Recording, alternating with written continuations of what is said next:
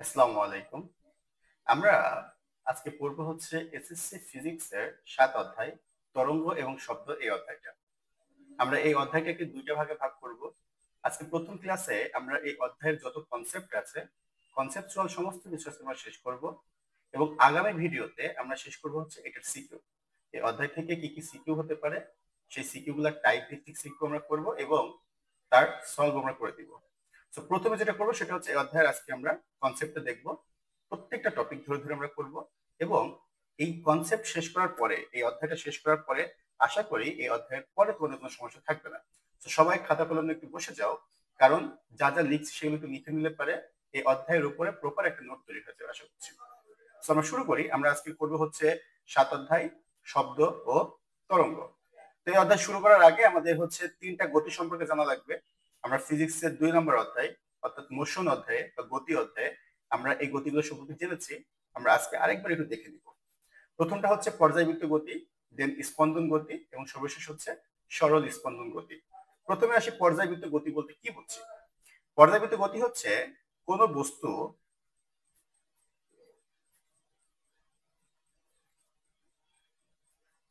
যদি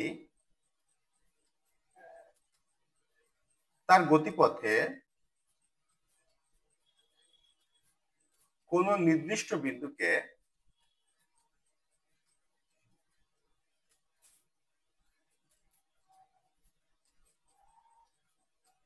নির্দিষ্ট সময় পর পর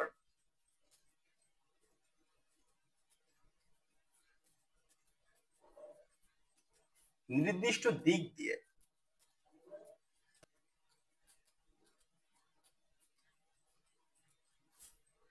অতিক্রম করে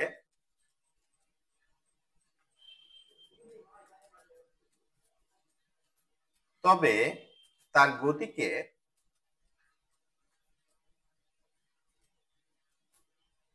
বলি হচ্ছে তার গতিকে আমরা বলি হচ্ছে পর্যায়বৃত্ত গতি।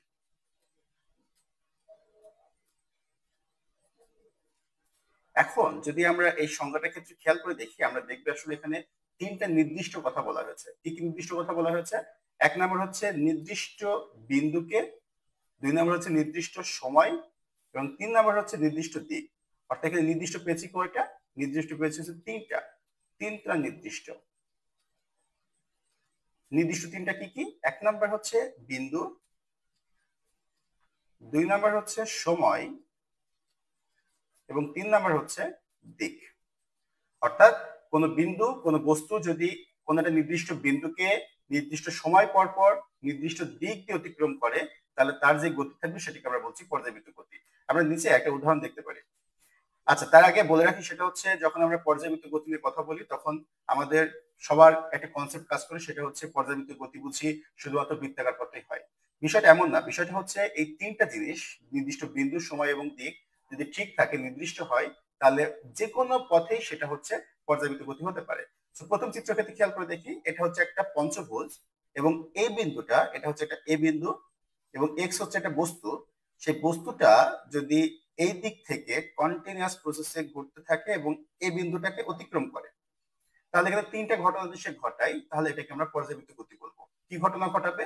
1 নম্বর কথা, সেটা হচ্ছে নির্দিষ্ট বিন্দু, যেটাকে আমরা বলছি হচ্ছে এখানে এ। একে যদি সে বারবার অতিক্রম করে তাহলে এখানে নির্দিষ্ট বিন্দু। 2 নম্বর হচ্ছে নির্দিষ্ট সময়।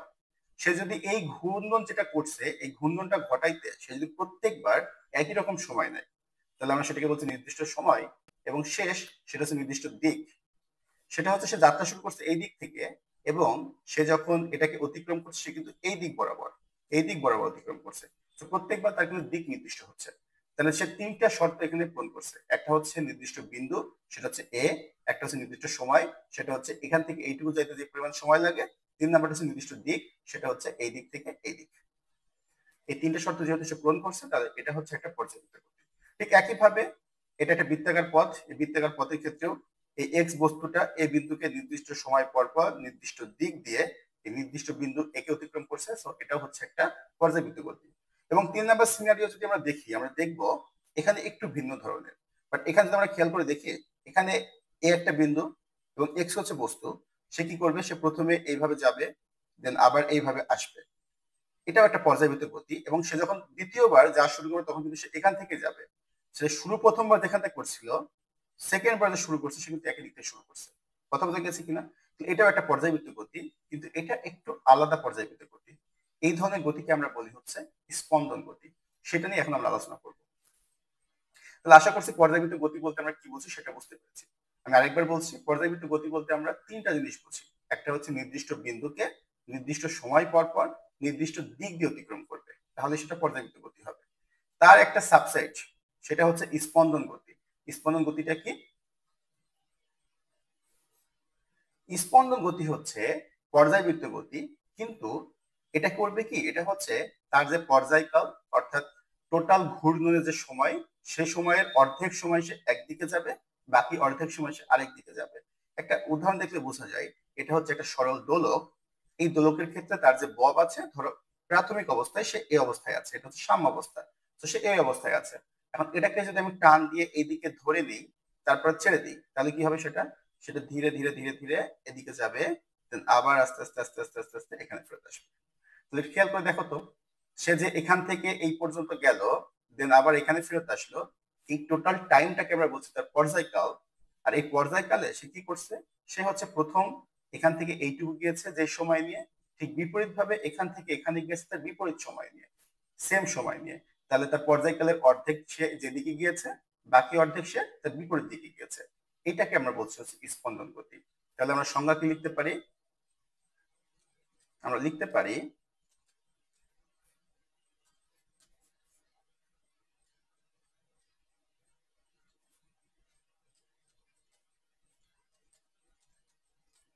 পর্যায়বৃত্ত গতি সম্পন্ন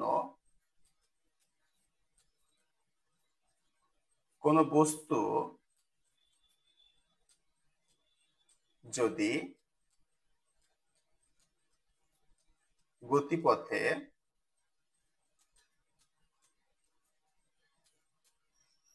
অর্ধেক সময় একদিকে এবং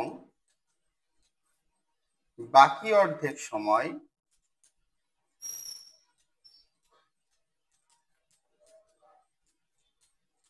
বিপরীত দিকে যায়,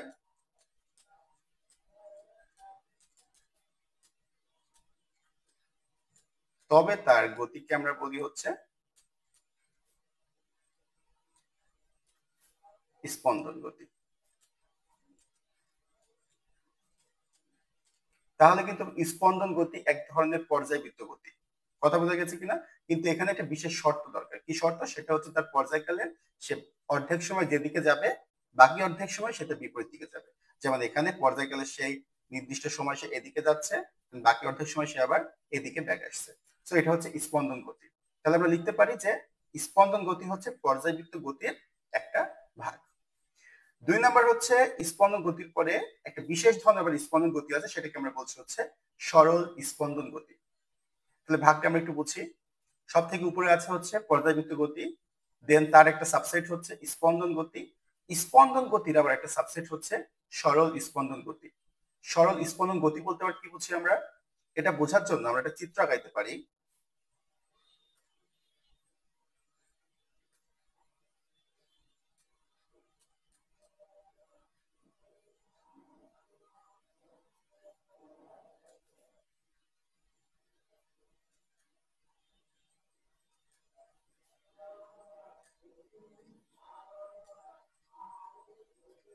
ধরো এটা হচ্ছে একটা স্প্রিং, এবং এই স্প্রিং এর সাথে যেটা করা হচ্ছে সেটা হচ্ছে এখানে একটা ভর দিয়ে দেওয়া হয়েছে।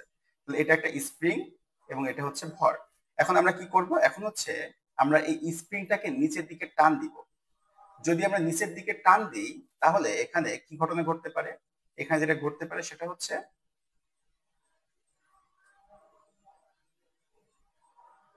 স্প্রিংটা কিছুটা নিচে চলে আসবে। কেন? কারণ আমরা এখানে বল প্রয়োগ করছি, আমরা নিচের দিকে টান দিচ্ছি। এটা এখন একটু খুব ভালো মতো করে খেয়াল করে জিনিসটা।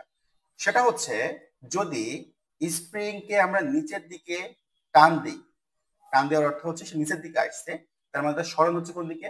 নিচের দিকে। তাহলে তুমি একটু উপরের দিকে একটা ফোর্স অনুভব করবে না? কোনো সময় যদি স্প্রিং কে টান দাও নিচের দিকে, দেখবা সে উপরের দিকে একটা ফোর্স দিচ্ছে। অথবা আরেকটা কাজ করতে পারো, সেটা হচ্ছে এটা সাম্যাবস্থায় আছে ধরে নাও, তুমি যদি স্প্রিংটাকে নিচের দিকে না টান দিয়ে এখন উপরের দিকে ঠেলা দাও, দেখবা সে নিচের দিকে একটা ফোর্স দিচ্ছে তোমাকে। তাহলে তুমি যেদিকে তার স্মরণ ঘটাচ্ছ, যেদিকে তাকে টান দিচ্ছ, সে তার বিপরীত দিকে একটা টান দিচ্ছে। তাহলে এখান থেকে আমরা বলতে পারি কি, এখান থেকে আমরা বলতে পারি হচ্ছে সরল স্পন্দন গতি এক ধরনের স্পন্দন গতি যার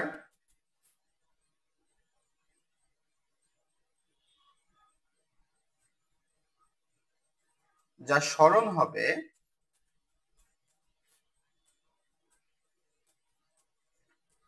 ত্বরণের বিপরীত এবং সমানুপাতিক।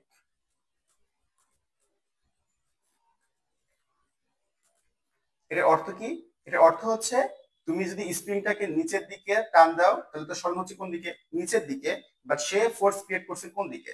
সে ফোর্স ক্রিয়েট করছে হচ্ছে উপরের দিকে। অর্থাৎ তুমি তাকে স্মরণ ঘটাচ্ছ নিচে, আর সে ত্বরণ ঘটাচ্ছে কোন দিকে? ত্বরণ ঘটাচ্ছে উপরের দিকে, অর্থাৎ বিপরীত দিকে। এবং তুমি যেই পরিমাণ তাকে স্মরণ ঘটাবা সেই পরিমাণ তোমাকে ত্বরণ সৃষ্টি করে দেবে। কথা বুঝে গেছে কিনা? তাহলে একটা আমরা কি বললাম, একটা হচ্ছে বিপরীত বললাম, আর একটা বললাম হচ্ছে সমানুপাতিক। অর্থাৎ যেই পরিমাণ স্মরণ হবে সেই পরিমাণ কি হবে? এটার ত্বরণ বৃদ্ধি পাবে। কথা বোঝা গেছে? সো এটাকে আমরা এইভাবে লিখতে পারি, F proportion two minus x. কেন এই কথা লিখছি?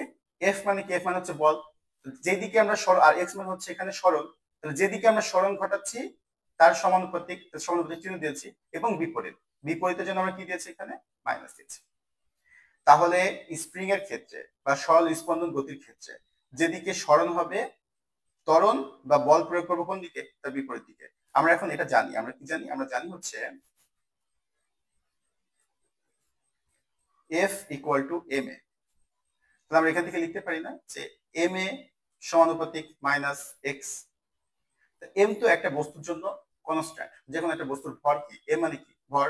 সো যে কোনো একটা বস্তুর জন্য, নির্দিষ্ট বস্তুর জন্য তার ভর কি? কনস্ট্যান্ট। সো এটাকে আমরা তুলে দিতে পারি, তুলে দিয়ে আমরা কি লিখতে পারি? এ প্রপোর্শন টু মাইনাস এক্স।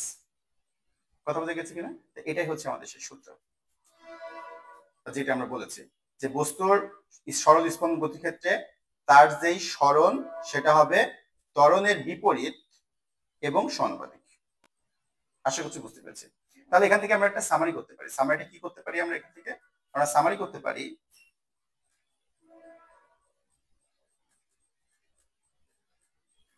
পর্যায়বৃত্ত গতি, এইটার একটা সাবসেট কি? এটার একটা সাবসেট হচ্ছে স্পন্দন গতি,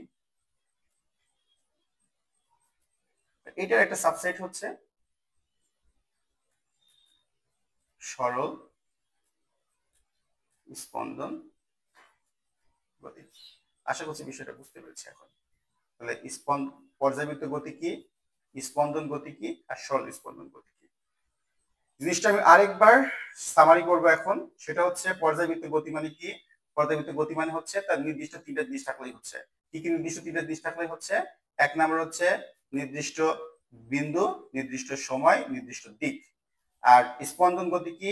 স্পন্দন গতি হচ্ছে দুইটা কথা, একটা হচ্ছে তার সময়ের অর্ধেক, পর্যায়কালের অর্ধেক যেদিকে যাবে তার বিপরীত দিকে বাকি অর্ধেক যাবে। কথা বোঝা গেছে কিনা? এবং এটা হচ্ছে এক প্রকার কি? এক প্রকার হচ্ছে স্পন্দন গতি, এক প্রকার হচ্ছে পর্যায়বৃত্ত গতি। এবং সর্বশেষ হচ্ছে সরল স্পন্দন গতি। সরল স্পন্দন গতি কি? যেদিকে আমরা সরণ ঘটাবো ত্বরণ তার বিপরীত দিকে হবে। সরণ যদি আমরা নিচের দিকে ঘটাই ত্বরণ হবে উপরের দিকে। কথা বোঝা গেছে কিনা? এবং কেমন হবে? এটা হচ্ছে সমানুপাতিক আকারে হবে। যতটুকু করবো ততটুকু হবে, যতটুকু বাড়াবো ততটুকু বাড়বে, যতটুকু কমাবো ততটুকু কমবে। সরণ যদিও কমানোর কোনো সুযোগ নাই, সো যতটুকু বাড়াবো ততটুকু বাড়বে। এটা বোঝা গেছে কিনা? ঠিক আছে। এখন আমরা যেটা করব সেটা হচ্ছে পরের টপিকে যাব, সেটা হচ্ছে পর্যায়কাল। পর্যায়কাল বলতে আমরা কি বুঝি? যে কোনো কিছু ক্ষেত্রে পর্যায়কাল বা টাইম পিরিয়ড, টাইম পিরিয়ড মানে হচ্ছে কোনো একটা কাজ সম্পন্ন করতে যেই পরিমাণ সময় লাগে সেটাকে আমরা তার পর্যায়কাল বলি। আর এখানে যেহেতু আমরা তরঙ্গ করছি, সেই তরঙ্গের ক্ষেত্রে পর্যায়কাল বলতে আমরা কি বুঝবো? আমরা বুঝবো হচ্ছে একটা পূর্ণ স্পন্দন সম্পন্ন হতে যে সময়টা নেয় সেটাকে আমরা বলছি হচ্ছে পর্যায়কাল। কি বললাম? একটা পূর্ণ স্পন্দন সম্পন্ন হতে যে সময় নেয় সেটাকে আমরা বলছি পর্যায়কাল। একটি পূর্ণ স্পন্দন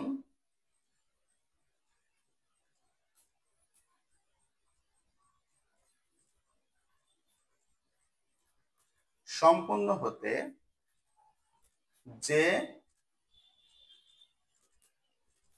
সময়ের প্রয়োজন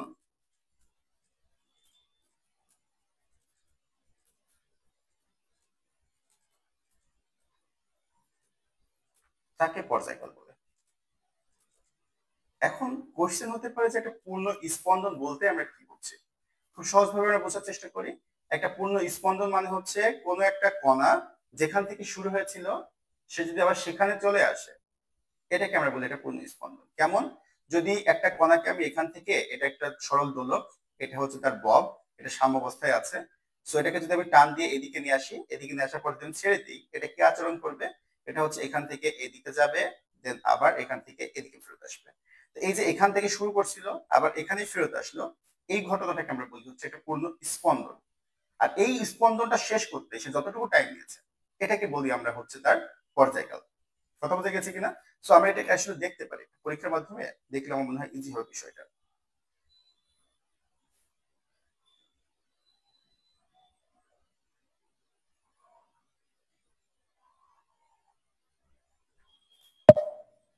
আচ্ছা, সবাই একটু খেয়াল করো। সেটা হচ্ছে আমরা এখানে নির্দিষ্ট কোনো একটা বিন্দুকে খেয়াল করব। আমরা এই যে এই বিন্দুটা, এই নীল যে বিন্দুটা আছে এটাকে খেয়াল করতে পারি। আমরা দেখব এখন যে অবস্থায় আছে এটা তো সাম্য অবস্থা। যখন আমরা এখানে পালস দিব তখন আমরা দেখব এটা উপরে উঠছে, দেন এই অবস্থায় ফেরত আসছে, দেন নিচে যাচ্ছে, দেন আবার এই অবস্থায় ফেরত আসছে। সো এই ঘটনাটা ঘটতে তার সাম্য অবস্থা থেকে উপরে, দেন আবার সাম্য অবস্থায় ফেরত আসছে, দেন নিচে যাচ্ছে, দেন আবার সাম্য অবস্থায় ফেরত আসছে। এই ঘটনাটাকে আমরা বলি একটা পূর্ণ স্পন্দন, এবং যে সময়টা লাগছে এই ঘটনাটা ঘটতে তাকে বলি তার পর্যায়কাল। আমরা একটু খেয়াল করে দেখি।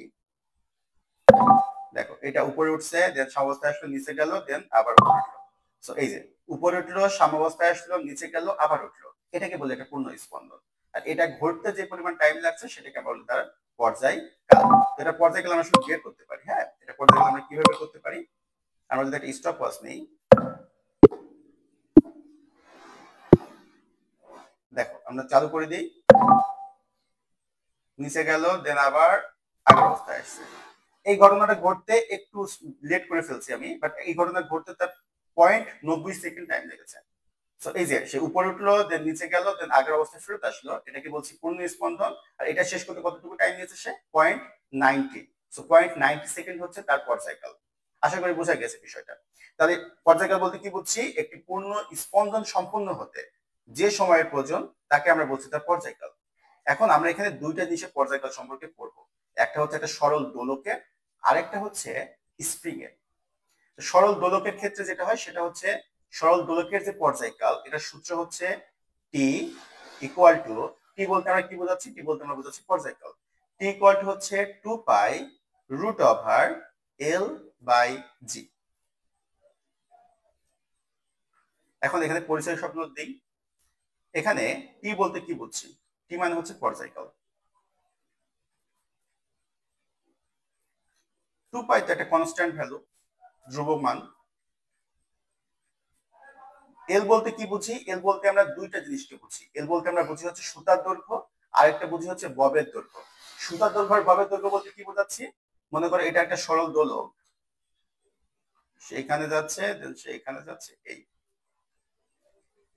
এখান থেকে এইটুকু একটু খেয়াল করে দেখো, এখান থেকে যে এইটুকু আছে এটা সুতার দৈর্ঘ্য।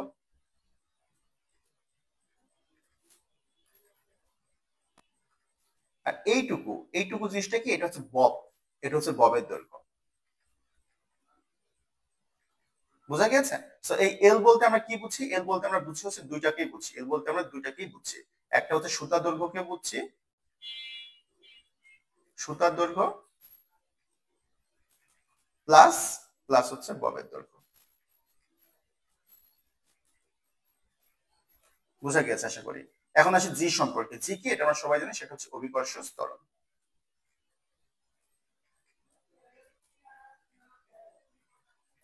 এখন এখান থেকে একটা জিনিসটা খেয়াল করো, এই জিনিসটা একটু বোঝার চেষ্টা করবো। এখান থেকে আমাদের অসংখ্য এমসিকিউ প্রতি বছরই দেয়, আমরা একটু খেয়াল করি। সেটা হচ্ছে 2 পাই। 2 পাই তো একটা কনস্ট্যান্ট ভ্যালু, সো এটাকে আমরা এখান থেকে কিন্তু পার করে দিতে পারি। পার করে দিয়ে আমরা কিভাবে লিখতে পারি, এটাকে দুই ভাবে লেখা যায়। একটা হচ্ছে যেহেতু এটা ধ্রুবক, এটাকে তুলে দিচ্ছি, তুলে দিয়ে আমরা কি দিব, তাহলে সমানুপাতিক চিহ্ন দিব। উপরে কি আছে, এল, আর নিচে কি আছে, নিচে আছে হচ্ছে জি। এখন একটু খেয়াল করে দেখো এই জায়গাটায়, সেটা হচ্ছে পর্যায়কাল টি সমানুপাতিক কিসের সমানুপাতিক, রুট এল এর। আর পর্যায়কাল টি ব্যস্তানুপাতিক কার ব্যস্তানুপাতিক, রুট জি এর। তাহলে খুব ভালো মতো করে বুঝো সমানুপাতিক অর্থ কি। সমানুপাতিক অর্থ হচ্ছে এইটা বাড়লে এটাও বাড়বে, আর ব্যস্তানুপাতিক অর্থ কি, এটা বাড়লে এটা কমবে, অর্থাৎ বিপরীত আচরণ করবে। কথা বোঝা গেছে কিনা? তাহলে এখান থেকে আমরা কি বলতে পারি, এখান থেকে আমরা বলতে পারি যে যদি আমরা এই ববের দৈর্ঘ্য, বা এক কথায় হচ্ছে আমরা সুতার দৈর্ঘ্য বাড়িয়ে দিই, আমরা যদি হচ্ছে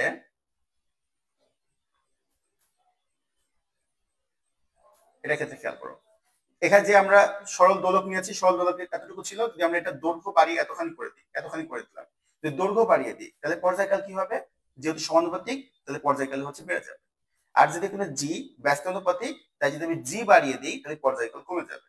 এখন এই দুটোর অর্থ কি, পর্যায়কাল বেড়ে যাওয়া আর পর্যায়কাল পর্যায়কাল হচ্ছে কমে যাওয়া, এই দুটোর অর্থ কি বুঝি আমরা। খুব সহজ ভাবে যদি আমরা বলি, একটু বোঝার চেষ্টা করো। ধরো এটা একটা পথ, আর এখানে শেষ, এটা হচ্ছে একটা পথ। তুমি এ বিন্দুতে ছিলা, তুমি বি বিন্দুতে গিয়েছো, এই টোটাল দূরত্বটা হচ্ছে মনে করো 1 কিলোমিটার। এখন খেয়াল করে দেখো, যদি তুমি এই বিন্দু থেকে যাত্রা শুরু করো এবং বি বিন্দুতে যাও, এই ঘটনাটা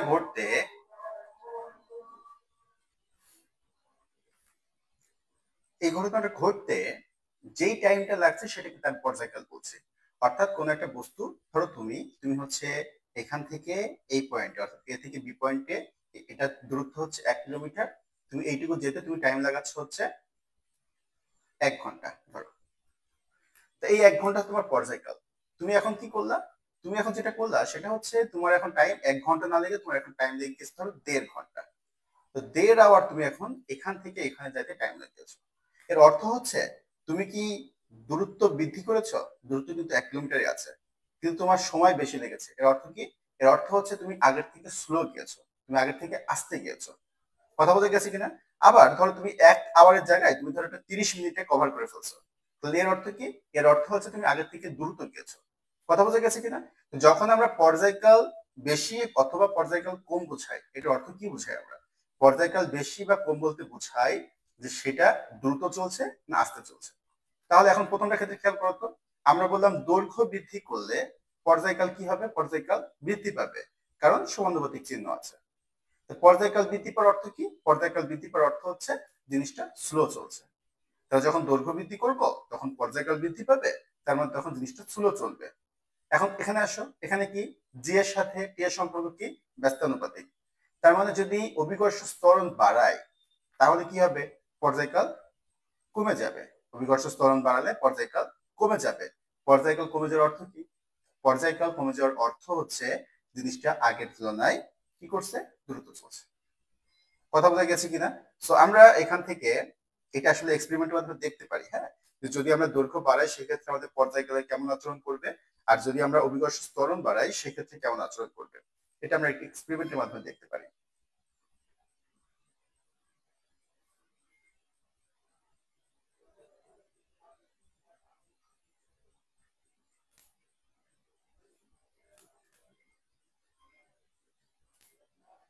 আচ্ছা, সো এখানে একটু খেয়াল করে দেখো, আমরা এখন যেটা করবো সেটা হচ্ছে এটা একটা সরল দোলক, নিচে যেটা দেওয়া আছে সেটা হচ্ছে একটা বব। সো এই সরল দোলকের যে দৈর্ঘ্য দেওয়া আছে সেটা দেওয়া আছে হচ্ছে, এখানে খেয়াল করে দেওয়া আছে 0.70 মিটার, ঠিক আছে কিনা? আর বাকি সবকিছু যা আছে তেমন রেখে দিব। ম্যাস আছে 1 কেজি, 1 কেজি রেখে দিব। গ্র্যাভিটি আছে হচ্ছে আর্থে গ্র্যাভিটি, যেটা অর্থাৎ পৃথিবীতে যে গ্র্যাভিটি সেটাই আছে। তো যা আছে সবকিছু সেভাবে রেখে দিব। কথা বোঝা গেছে? আমরা কি করব, আমরা প্রথম যেটা করবো সেটা হচ্ছে এই যে দৈর্ঘ্য আছে এই দৈর্ঘ্যতে সে পর্যায়কাল কতটুকু হচ্ছে, তারপরে আমরা দৈর্ঘ্যটাকে একটু বাড়িয়ে দিব, বাড়িয়ে দিয়ে দেখবো যে তার পর্যায়কাল বৃদ্ধি পাচ্ছে কিনা। কথা বোঝা গেছে? নর্মাল অবস্থায় একটু আগে আমরা দেখেছি, যদি দৈর্ঘ্য বাড়িয়ে দিই পর্যায়কাল কি হওয়ার কথা, বেড়ে যাওয়ার কথা, কারণ এটা সমানুপাতিক চিহ্ন। তো আমরা ওইটাই এখন এক্সপেরিমেন্ট করে দেখবো যে পর্যায়কাল দৈর্ঘ্য বাড়িয়ে দিলে পর্যায়কাল বাড়ছে কিনা। ঠিক আছে, তো আমরা প্রথমে একটু দেখি। আমরা এখন কি করবো, এটাকে 30 ডিগ্রি অ্যাঙ্গেল করে ছেড়ে দিই। যে কোনো অ্যাঙ্গেল করতে পারো, সব ক্ষেত্রে আমরা একই অ্যাঙ্গেল রেখে দিব। সো 30 ডিগ্রি করে যদি এটাকে আমরা ছেড়ে দিই, তাহলে সে এখান থেকে ঘুরবে, এখানে যাবে, দেন আবার এখানে ফেরত আসবে। এই ঘটনাটা ঘটাইতে সে কতটুকু টাইম নিচ্ছে সেটাই আমরা দেখবো। চলো দেখা যাক।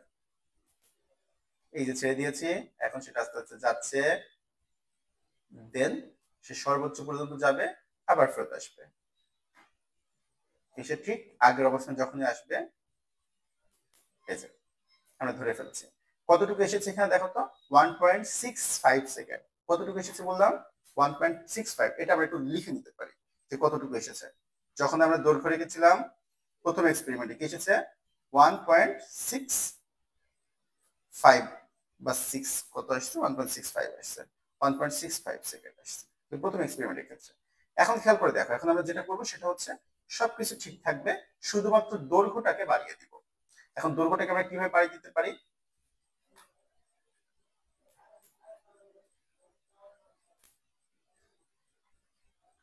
দেখো এখানে দৈর্ঘ্য ছিল 0.7, এটাকে আমরা বাড়িয়ে দিয়ে করলাম 0.1 করে নিলাম, 1 মিটার করে নিলাম। ঠিক আছে, 1 মিটার করে নিলাম, 0.1 না। তো এখন যদি আমি এটাকে,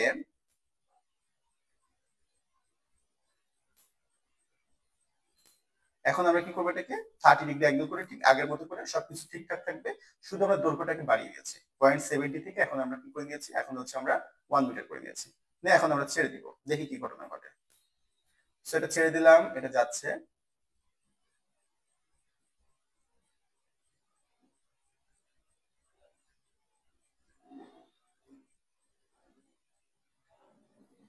দেন এটা ঠিক আগের অবস্থান চলে আসছে। এই যে এখন আমরা ধরে ফেলেছি। কতটুকু টাইম লেগেছে দেখো তো, খেয়াল করে, লেগেছে হচ্ছে 2.01 সেকেন্ড। তাহলে আগে আমাদের কতটুকু লেগেছিল, আগে আমাদের লিখেছিল হচ্ছে 1.65, এখন লেগেছে 2.01 সেকেন্ড। তো খেয়াল করে দেখো তো, আগের তুলনায় এখন কি সময় বেশি লেগেছে কিনা, তাহলে পর্যায়কাল কিন্তু বৃদ্ধি পেয়েছে। কথা কি বোঝা গিয়েছে? আমরা এখানে কি করেছিলাম, আমরা এখানে যেটা করেছি সেটা হচ্ছে দৈর্ঘ্যটাকে বৃদ্ধি করেছি। খেয়াল করে দেখো, আগে দৈর্ঘ্য ছিল ছোট, এতটুকু দৈর্ঘ্য ছিল, এখন আমরা সেটাকে বাড়িয়ে করে দিয়েছিলাম কত, এতটুকু। শুধু এটা পরিবর্তন করছি, দৈর্ঘ্য পরিবর্তন করছি। যেহেতু আমরা এখানে অলরেডি পড়ে এসেছি যে দৈর্ঘ্যের সাথে সময়ের সম্পর্ক হচ্ছে সমানুপাতিক, অর্থাৎ দৈর্ঘ্য বাড়াইলে পর্যায়কাল কি হবে, পর্যায়কাল বৃদ্ধি পাবে। আর পর্যায়কাল বৃদ্ধি পাওয়ার অর্থ কি, পর্যায়কাল বৃদ্ধি পাওয়ার অর্থ হচ্ছে জিনিসটা স্লো চলছে। ঠিক আছে, তো এখন আমরা 2 নম্বর এক্সপেরিমেন্ট দেখবো, সেটা হচ্ছে আমরা গ্র্যাভিটি বাড়িয়ে দেখবো। সবকিছু সেম রাখবো, শুধুমাত্র গ্র্যাভিটি বাড়িয়ে দেখবো এটার উপর কোনো প্রভাব পড়ে কি না। ঠিক আছে, তো এখন আসো খেয়াল করে দেখো, খেয়াল করে দেখবা হচ্ছে এখানে গ্র্যাভিটি কিসের দেওয়া আছে, আর্থের দেওয়া আছে। আমরা কি করব, সবকিছু সেম রাখবো, লাস্টে যে দৈর্ঘ্য ছিল সেই দৈর্ঘ্যটাকে রাখবো। এই দৈর্ঘ্যের সময় লেগেছিল কতটুকু, 2.01 সেকেন্ড। এখন সবকিছু সেম রাখবো, রেখে আমরা গ্র্যাভিটিটাকে বাড়িয়ে দিব, অনেকখানি বাড়িয়ে দিয়েছি। বাড়িয়ে দিয়ে আমরা এখন দেখবো যে আগের থেকে বেশি সময় লাগে না কম সময় লাগে। ঠিক একইভাবে আমরা 30 ডিগ্রি অ্যাঙ্গেল করে এটাকে ছেড়ে দিই। যদি এটাকে আমরা ছেড়ে দিই, দেখো ছেড়ে দিয়েছি,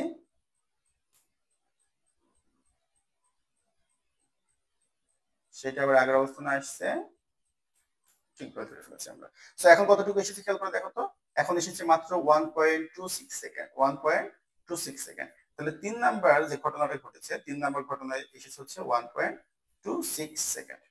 তাহলে খেয়াল করে দেখো তো, একইভাবে আসার কথা ছিল কত, আগে এসেছে 2.01, তাহলে এখানে কিন্তু 2.01 সেকেন্ডে আসার কথা, কিন্তু যেহেতু আমরা গ্র্যাভিটি বাড়িয়ে দিয়েছি, তাই পর্যায়কাল কি হয়ে গিয়েছে, পর্যায়কাল কমে গিয়েছে। কেন কমে গিয়েছে, কারণ হচ্ছে এই যে এটার সাথে এটার ব্যস্ততার সম্পর্ক। যেহেতু গ্র্যাভিটি বাড়িয়ে দিয়েছি, তাহলে পর্যায়কাল কি হয়ে গিয়েছে, পর্যায়কাল কমে গিয়েছে। কথা বোঝা গেছে কিনা, পর্যায়কাল কমে যাওয়ার অর্থ কি, পর্যায়কাল কমে যাওয়ার অর্থ হচ্ছে তখন এটা দ্রুত চলেছে। কথা কি বুঝতে পেরেছে? আশা করি এই বিষয়টা ক্লিয়ার হয়ে যাওয়ার কথা। তো এখান থেকে আসলে আমরা 4টা কথা খুব ভালো মতো করে লিখে নিতে পারি। কি কথা লিখে নিতে পারি আমরা এখান থেকে, আমরা এটাকে একটু মুছে দিই।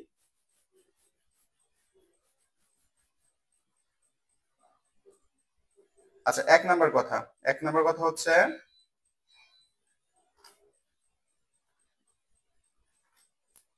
1 নাম্বার কথা হচ্ছে যদি, যদি দৈর্ঘ্য বাড়ে তাহলে পর্যায়কাল কি হবে, পর্যায়কাল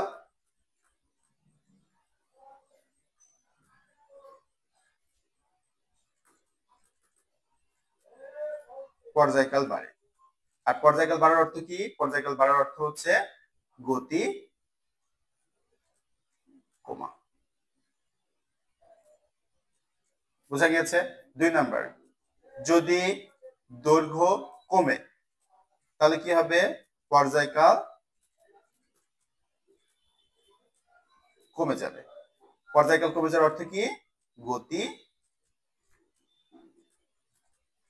বাড়া। এখন আসলে 2 নাম্বার কথায়, 2 নাম্বার কথা কি? 2 নাম্বার কথা হচ্ছে যদি অভিকর্ষ ত্বরণ যদি জি বাড়ে তাহলে কি হবে? জি বাড়লে পর্যায়কাল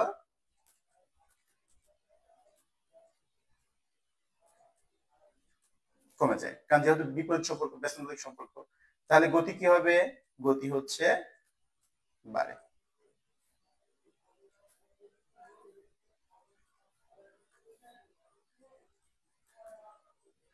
চার নাম্বার কথা তাহলে কি লিখবো আমরা?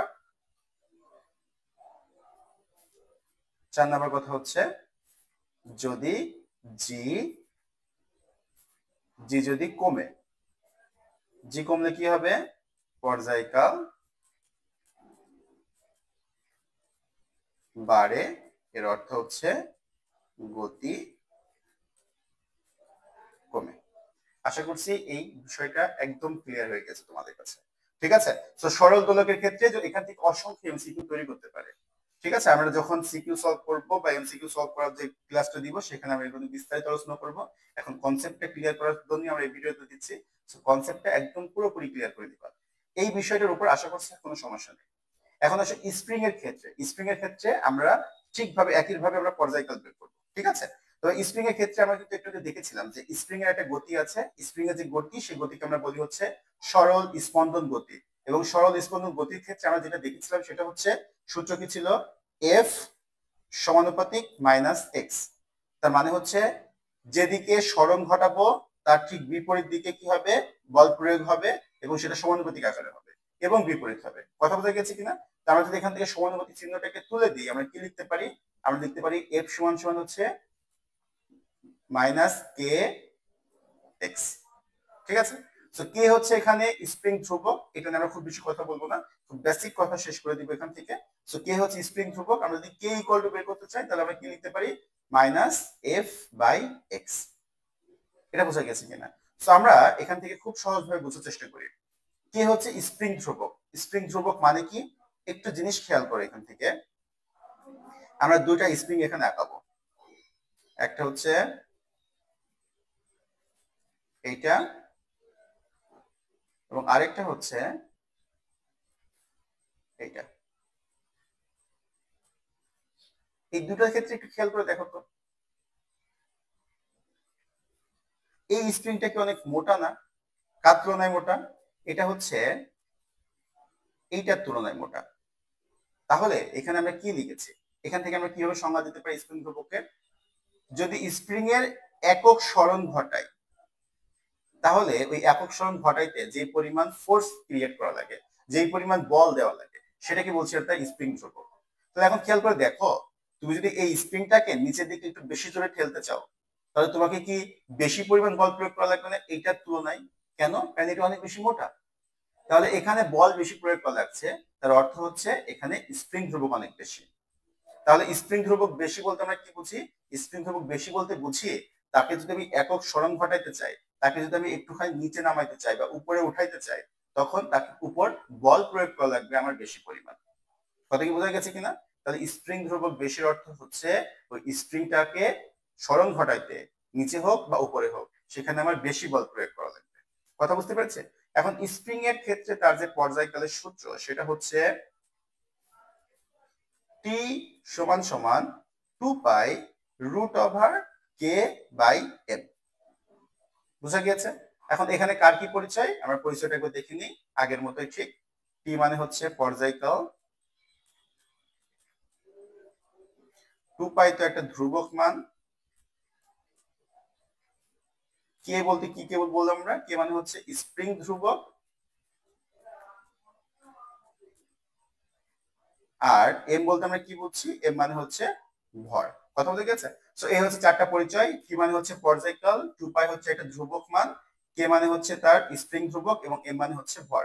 সো একইভাবে যদি আমরা আগে যেভাবে করেছি, যদি আমরা একইভাবে কি করি এখানে, এখানে হচ্ছে ওই ধ্রুবকটাকে তুলে দিই, ধ্রুবকটাকে তুলে দেখে এখানে কি ঘটনা ঘটে, তাহলে আমরা কি লিখতে পারবো? ধ্রুবকটাকে তুলে দিলে আমরা লিখতে পারবো হচ্ছে টি সমানুপাতিক রুট ওভার কে, আর টি ব্যস্তানুপাতিক রুট ওভার এম। তার মানে হচ্ছে এটা নিয়ে আমরা বেশি পেঁচাবো না, আর যেহেতু অলরেডি আমরা এই সরল দোলকের ক্ষেত্রে আমরা বলেছি, সো এখানে জাস্ট কথা বলে শেষ করে দিব। সেটা হচ্ছে কে যেহেতু সমানুপাতিক, তার মানে স্প্রিং ধ্রুবক বাড়াইলে পর্যায়কাল বাড়ে, আর পর্যায়কাল বাড়ে মানে হচ্ছে জিনিসটা ধীরে চলছে। 2 নম্বর কথা হচ্ছে এম, তার মানে এম বাড়াইলে পর্যায়কাল কমে, পর্যায়কাল কমে অর্থ হচ্ছে কি? অর্থ হচ্ছে এটা দ্রুত চলে। কথা বলতে গেছে? সো এই কনসেপ্টটা, এই কনসেপ্টটা যদি ক্লিয়ার হয়ে যায়, তাহলে এটা এখন আর বলার কোনো দরকার নেই, আমরা এটা বলে এটাকে লম্বা না করি। তাহলে আশা করছি তোমরা এই পর্যন্ত বুঝছো, ঠিক আছে? সো এইটা একটু মাথায় রেখে দিবা, এই জিনিসগুলো একটু মাথায় রেখে দিবা, কারণ এটা পরীক্ষা এখান থেকে অসংখ্য এমসিকিউ তৈরি করা সম্ভব। আমাদের পরীক্ষায় মাঝে মাঝে দিয়ে দিতে পারে যে স্প্রিং ধ্রুবকের মান আমি যদি দ্বিগুণ করে দিই বা 4 গুণ করে দিই, তাহলে পর্যায়কাল কতটুকু হবে। এই সংক্রান্ত যে সমস্যাগুলো আছে এগুলো আমরা আগামী ক্লাসে শেষ করব। এই ক্লাসে আমরা এগুলো নিয়ে কথা বলবো না। সো যেটুকু দিয়েছি এইটুকু আশা করছি তোমরা ভালো মতো করে দেখবা।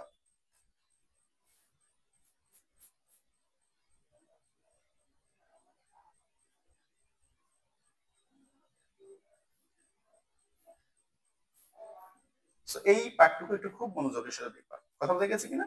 ঠিক আছে। এখন আমরা যাবো হচ্ছে পরবর্তী ধাপ। পরবর্তী ধাপে হচ্ছে তরঙ্গ বলতে আমরা কি বুঝি, তরঙ্গ নিয়ে আমরা পড়াশোনা করব।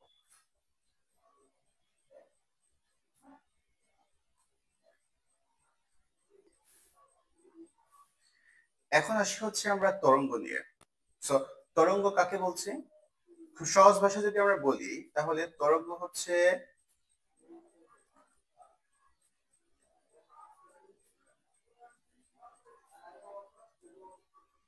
একটা পর্যায়বৃত্ত আন্দোলন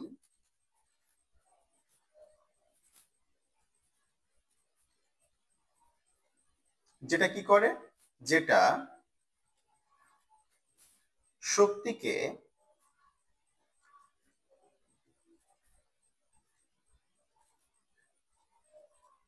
এক স্থান থেকে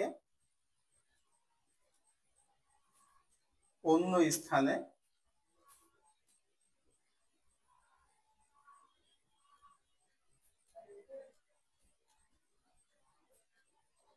সঞ্চালন করে। তাহলে তরঙ্গ কি বললাম আমরা? তরঙ্গ হচ্ছে একটা পর্যায়বৃত্ত আন্দোলন, একটা পর্যায়বৃত্ত আন্দোলন যেটা কি করছে, যেটা শক্তিকে এক স্থান থেকে অন্য স্থানে সঞ্চালন করছে। কাকে সঞ্চালন করছে? শক্তিকে। এখন তুমি যদি খেয়াল করে দেখো, আমরা একটু বাদে দেখবো তরঙ্গ সম্পর্কে। আমরা যদি একটু তরঙ্গ আঁকাই এখানে, এটা হচ্ছে একটা তরঙ্গ, এবং আমরা একটু পরে দেখবো তরঙ্গের প্রত্যেকটা কণা, সেই কণাটা তার নিজ অবস্থানে থেকে যায়। সে শুধু দুইটা কাজ করে, একটা হচ্ছে হয় উপর নিচ করবে এভাবে, অথবা সামনে পিছনে করবে, কিন্তু সে কোনো সময় এখানকার যে তরঙ্গটা আছে, এখানকার যে কণাটা, এখানকার কণাটা কোনো সময় এখানে চলে আসবে না। কথা বলতে গেছে? সে দুইটা কাজ করবে, সেটা হচ্ছে মনে করি এটা একটা কণা, এই তরঙ্গের ক্ষেত্রে সে হয় উপর নিচ করবে অথবা সামনে পিছনে করবে, আর তার ফলে শক্তিটা এখান থেকে প্রবাহিত হয়ে এখানে চলে আসবে। কথা বলতে গেছে কিনা? সো এটা কি বললাম, তরঙ্গ হচ্ছে একটা পর্যায়বৃত্ত আন্দোলন। পর্যায়বৃত্ত কেন? কারণ এই যে কণাটা সে এখান থেকে এখানে যাচ্ছে, এখান থেকে এখানে আসছে, এই যে ঘটনাটা সে ঘটছে এখান থেকে এখানে, এখান থেকে এখানে। কথা বলতে গেছে? তো এটা হচ্ছে একটা পর্যায়বৃত্ত গতি, কারণ সে একই দিক দিয়ে একই সময় পর পর একটি নির্দিষ্ট বিন্দু অতিক্রম করছে, এবং এর ফলে কি হচ্ছে, সে শক্তিকে এক জায়গা থেকে এখান থেকে শক্তির কোথায় সঞ্চালিত করছে? দূরবর্তী স্থানে সঞ্চালিত করছে। এটাকে বলছি আমরা তরঙ্গ। এখন আসি এর প্রকারভেদে। তরঙ্গের প্রকারভেদ কাকে বলছি আমরা?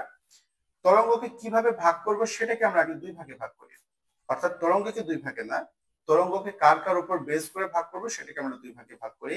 একটা হচ্ছে মাধ্যম, মাধ্যমের উপর, আরেকটা হচ্ছে দিকের উপর। সো তরঙ্গকে ভাগ করব আমরা এই দুটো জিনিসের উপরে, একটা হচ্ছে মাধ্যমের উপরে ভাগ করব, আরেকটা হচ্ছে তার দিকের উপরে ভাগ করব। কথা বলে গেছি কিনা? যদি আমরা দেখি, আমরা দেখবো হচ্ছে মাধ্যমের উপরে তরঙ্গকে আমরা দুই ভাগে ভাগ করি। কি কি ভাগে ভাগ করি? একটা হচ্ছে যান্ত্রিক তরঙ্গ,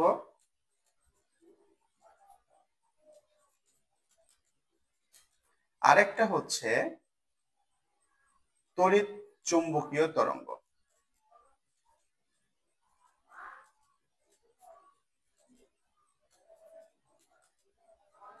তাহলে খুব ভালো মতো করে দেখো, তরঙ্গকে আমরা ভাগ করছি দুই ভাগে। তরঙ্গকে কিসের উপর ভাগ করব সেটাকে আমরা ভাগ করছি দুই ভাগে।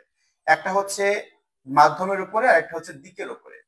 অর্থাৎ মাধ্যম লাগবে কি লাগবে না তার উপরে আমরা ডিপেন্ড করে এটাকে দুই ভাগে ভাগ করছি। দুই ভাগে ভাগ করছি এটাকে কি কি ভাগে ভাগ করছি? একটা হচ্ছে যান্ত্রিক তরঙ্গ, আর একটা হচ্ছে তড়িৎ চুম্বকীয় তরঙ্গ। এখন আসি এই দুইটা নিয়ে আমরা কিছুক্ষণ কথা বলি। যান্ত্রিক তরঙ্গ বলতে আমরা আসলে কি বুঝি? যান্ত্রিক তরঙ্গ বলতে বুঝি এখানে যেটা হবে সেটা হচ্ছে মাধ্যমের প্রয়োজন হবে। যান্ত্রিক তরঙ্গের ক্ষেত্রে মাধ্যম অবধারিত। যদি মাধ্যম না থাকে তাহলে যান্ত্রিক তরঙ্গ প্রবাহিত হতে পারবে না। উদাহরণ কি? উদাহরণ হচ্ছে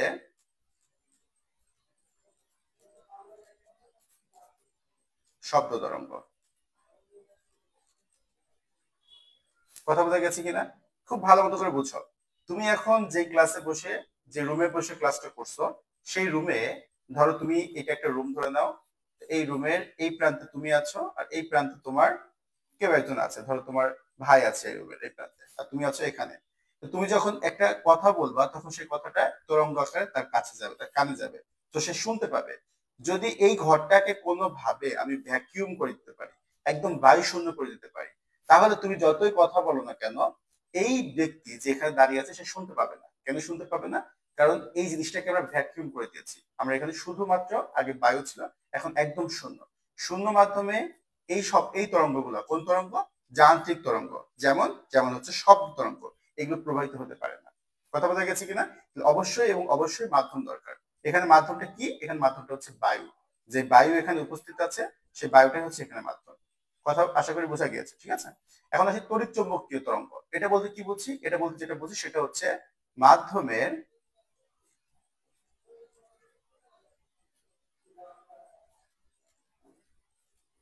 প্রয়োজন পড়বে না। তড়িৎ চুম্বকীয় তরঙ্গের ক্ষেত্রে মাধ্যমের প্রয়োজন পড়ে না। যেমন উদাহরণ কি? উদাহরণ হচ্ছে আলো। আলো প্রবাহিত হওয়ার জন্য কোনো মাধ্যমের দরকার পড়ে না। কথা বোঝা গেছে? যেগুলা যান্ত্রিক তরঙ্গ সেগুলো তো মাধ্যম মাস্ট, মাধ্যম লাগবে। যেগুলো তড়িৎ চুম্বকের তরঙ্গ সেগুলোতে মাধ্যম লাগে না। যদি তুমি মাধ্যম দিয়ে দাও, উল্টা এটার গতি কমে যায়, এটা ক্ষতি হয় উল্টা। কথা বোঝা গেছে কিনা? যান্ত্রিক তরঙ্গের ক্ষেত্রে কি হয়? যান্ত্রিক তরঙ্গের ক্ষেত্রে মাধ্যমের দরকার পড়ে। উদাহরণ কি? উদাহরণ হচ্ছে শব্দ তরঙ্গ। তড়িৎ চুম্বকীয় তরঙ্গের ক্ষেত্রে কি? তড়িৎ চুম্বকীয় তরঙ্গের ক্ষেত্রে হচ্ছে মাধ্যমের প্রয়োজন পড়ে না। উদাহরণ কি? উদাহরণ হচ্ছে আলো। কথা বোঝা গেছে কিনা? ওকে। এখন আসা হচ্ছে দিকের উপর ভিত্তি করে। দিকের উপর ভিত্তি করে এই যে দুইটা পড়ালাম, এই দুটো আমাদের আসলে সিলেবাসে নাই, আমাদের বইয়ে নাই, কিন্তু এটা খুবই গুরুত্বপূর্ণ, তাই আমরা এটা অ্যাড করে দিয়েছি। এখন যেটা পড়বো সেটা হচ্ছে দিকের উপর ভিত্তি করে। এটা আমাদের বইয়ে দেওয়া আছে। এটাকে আমরা দুই ভাগে ভাগ করি। একটা হচ্ছে অনুদৈর্ঘ্য, আর একটা হচ্ছে অনুপ্রস্থ। একটাকে বললাম হচ্ছে অনুদৈর্ঘ্য তরঙ্গ, আর একটা হচ্ছে অনুপ্রস্থ তরঙ্গ। এখন কোনটার মিনিং কি? খুব ভালো মতো করে বুঝি। এখান থেকে এমসিকিউ অসংখ্যবার এসেছে এবং ক নাম্বার কোশ্চেন করতে পারে। অনুদৈর্ঘ্য তরঙ্গ কি, অনুপ্রস্থ তরঙ্গ কি? অনুদৈর্ঘ্য তরঙ্গ তাকে বলছি যেখানে কণা এবং তরঙ্গ দিক একই, অর্থাৎ সমান্তরাল বা 0 ডিগ্রি। কি বললাম? অনুদৈর্ঘ্য তরঙ্গ বলতে কি বুঝি? অনুদৈর্ঘ্য তরঙ্গ বলতে বুঝি যেখানে তরঙ্গের কণা এবং তরঙ্গের দিক একই হবে, অর্থাৎ এরা সমান্তরালে চলবে, বা এদের মাঝখানে যে অ্যাঙ্গেলটা হবে সেটা হচ্ছে 0 ডিগ্রি। এই প্রত্যেকটা কথা খুবই গুরুত্বপূর্ণ। কেমন? ধরো তরঙ্গ, এটা একটা তরঙ্গ। এই তরঙ্গের ক্ষেত্রে তরঙ্গটা মনে করো এইদিকে যাচ্ছে, এদিক বরাবর তরঙ্গটা যাচ্ছে, এবং কণাগুলো কি করছে? এইদিকে যাচ্ছে আবার এদিকে আসছে, আগে পিছিয়ে করছে, আগে পিছিয়ে করছে। তো তরঙ্গ যাচ্ছে এইদিকে আর কণাও আগে পিছিয়ে করছে, একই দিকে যাচ্ছে, তাহলে এটা কি সমান্তরাল না? সমান্তরাল। সেক্ষেত্রে অ্যাঙ্গেল কত? 0°। সো এটাকে আমরা বলছি হচ্ছে অনুদৈর্ঘ্য তরঙ্গ। কথা বোঝা গেছে? অনুপ্রস্থ তরঙ্গ কি? অনুপ্রস্থ তরঙ্গ হচ্ছে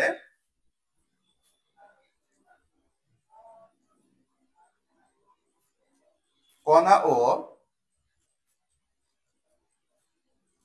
তরঙ্গের দিক হবে সমকোণে। সমকোণ অর্থাৎ, সমকোণের অর্থ কি? সমকোণ অর্থ হচ্ছে 90°।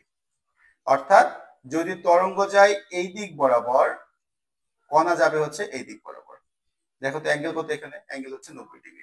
এই দুইটা আমরা উদাহরণের মাধ্যমে সামনে দেখবো, এটা ভালো মতো করে আমরা খেয়াল করে দেখবো। বাট আমরা একটু দেখি জিনিসগুলো সম্পর্কে। এখানে উদাহরণ কি কি আছে? প্রথম রাশি হচ্ছে অনুদৈর্ঘ্য তরঙ্গ। অনুদৈর্ঘ্য তরঙ্গের উদাহরণ কি আছে? অনুদৈর্ঘ্য তরঙ্গের উদাহরণ হচ্ছে শব্দ তরঙ্গ। এই যে আমি কথা বলছি, এখানে যে তরঙ্গটা তৈরি হচ্ছে সেটা হচ্ছে অনুদৈর্ঘ্য তরঙ্গ। অনুদৈর্ঘ্য তরঙ্গের ক্ষেত্রে কি হবে? এই দিক বরাবর যদি তরঙ্গ যায়, তার কণার দিক হবে কোন দিক বরাবর? এই দিক বরাবর হবে। এদিক এবং এই দিক বরাবর। কথা বলতে গেছি কিনা? এবং এটা হচ্ছে অনুপ্রস্থ তরঙ্গ।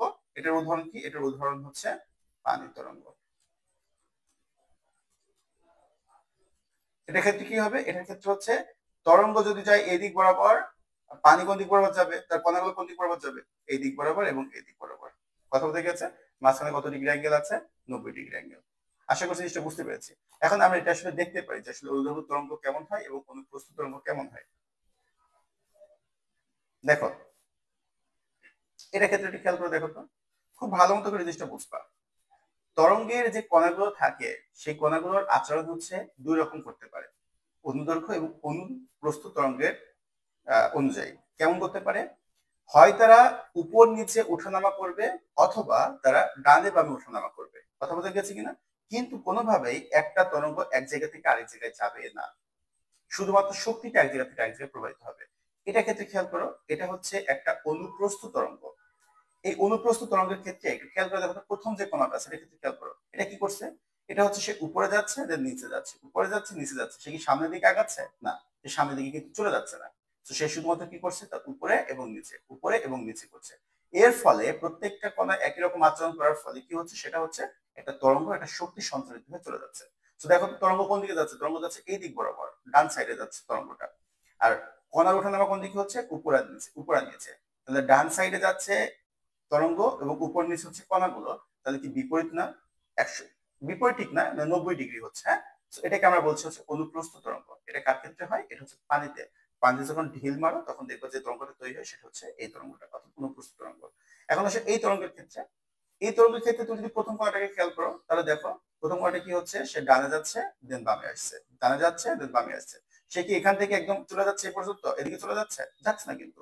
কিন্তু তরঙ্গটা কিন্তু প্রবাহিত হয়ে যাচ্ছে। কথা বলে গেছে? খেয়াল করে দেখো তরঙ্গ কোন দিকে প্রবাহিত হচ্ছে? ডান বরাবর প্রবাহিত হচ্ছে। ঠিক একইভাবে এই যে কণাটা আছে, এটা কোন দিক বরাবর যাচ্ছে? সেও একবার ডানে যাচ্ছে, একবার বামে যাচ্ছে। অর্থাৎ যেই দিকে তরঙ্গ যাচ্ছে সেও সেই দিকে যাচ্ছে। তাহলে আমরা বলতে পারি সমান্তরাল অথবা 0° কাজ করছে এখানে। কথা বলতে গেছে? এইটা হচ্ছে অনুদৈর্ঘ্য তরঙ্গ। উদাহরণ কি? উদাহরণ হচ্ছে শব্দ। এই যে কথাটা আমি বলছি যে শব্দ আমি উৎপন্ন করছি, এই শব্দ যে তরঙ্গ সেটা হচ্ছে এই অনুদৈর্ঘ্য তরঙ্গ। কথা বলতে গেছি কিনা? সেখান থেকে এমসিকিউ দেয়, নিচের কোনটি অনুদৈর্ঘ্য তরঙ্গ এবং নিচের কোনটি হচ্ছে অনুপ্রস্থ তরঙ্গ ইত্যাদি। অথবা ক নাম্বার কোশ্চেন, অনুদৈর্ঘ্য তরঙ্গ বলতে কি বুঝি এবং অনুপ্রস্থ তরঙ্গ বলতে কি বুঝি। আশা করছি, সরি, আশা করছি এই বিষয়টা একদম ক্লিয়ার। তরঙ্গ কি, তরঙ্গের প্রকারভেদ, এই নিয়ে কোনো কনফিউশন থাকার কথা নাই। এখন আসি আমরা হচ্ছে পরবর্তী ধাপে, সেটা হচ্ছে তরঙ্গ সম্পর্কিত। যখনই আমরা তরঙ্গ নিয়ে কথা বলবো, তখন তরঙ্গ সম্পর্কিত কিছু রাশিমালা আমাদেরকে বারে বারে চালাবে। ঠিক আছে? আমরা বারবার বইয়ে দেখবো যে তরঙ্গ দৈর্ঘ্য, পর্যায়কাল, আহ, তরঙ্গ শীর্ষ, তরঙ্গ পাদ, এগুলো আমরা দেখবো এবং আমরা বইয়ের ডিরেক্টলি দেওয়া নাই সংখ্যাগুলা, কিন্তু এগুলো আমাদের খুবই চালাবে সামনে। ঠিক আছে? তো প্রত্যেকটা আমরা একটু খেয়াল করে দেখি প্রত্যেকটা বলতে কি বলছে। প্রথমে আসা হচ্ছে তরঙ্গ দৈর্ঘ্য। তরঙ্গ দৈর্ঘ্য বলতে আমরা কি বুঝছি? খুব সহজ ভাবে বুঝো, তরঙ্গ দৈর্ঘ্য মানে হচ্ছে, অনেকভাবে এটাকে আসলে সংজ্ঞায়িত করা যায়। খুব সহজ কথা যদি বলি, তাহলে সমদশা সম্পন্ন দুইটা কণার মাঝখানে দূরত্বকে আমরা বলি হচ্ছে তরঙ্গ দৈর্ঘ্য। সমদশা মানে, খেয়াল করে দেখো, এই জায়গায়, এই জায়গায় এর কণাটা যে রকম অবস্থায় আছে, এই কণাটা সেম অবস্থায় আছে। আবার এই জায়গার এই কণাটা যে অবস্থায় আছে, এই কণাটা সেম অবস্থায় আছে। সো এখান থেকে এখানকার যে দূরত্ব অথবা এখান থেকে এখানকার যে দূরত্ব, এই দূরত্বটাই হচ্ছে তরঙ্গ দৈর্ঘ্য। কথা বলতে গেছে কিনা? সো এটাকে আরো নানাভাবে সংজ্ঞায়িত করা যায়। বলা যায় একই বৈশিষ্ট্য সম্পন্ন দুইটা কণার মাঝখানে যে দূরত্ব, সেটাকে আমরা কি বলতে পারি? তরঙ্গ দৈর্ঘ্য বলতে পারি। আরো সহজভাবে করা যায়, সেটা হচ্ছে দুইটা তরঙ্গ শীর্ষ, আমরা একটু পরে শীর্ষ কি দেখবো, ধরে নাও শীর্ষ মানে সব থেকে উপরের স্থান। এই দুইটা তরঙ্গ শীর্ষকে যদি আমরা যোগ করি, এটা একটা তরঙ্গ শীর্ষ, এটা একটা তরঙ্গ শীর্ষ, যদি যোগ করি যে দূরত্বটা পাবো সেটা হচ্ছে তরঙ্গ দৈর্ঘ্য। কথা বলতে গেছে? তো আমরা এটাকে জটিল না করি, আমরা খুব সহজ ভাষায় এটাকে বলার চেষ্টা করি। সেটা হচ্ছে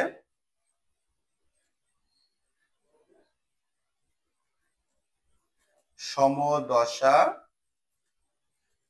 সম্পন্ন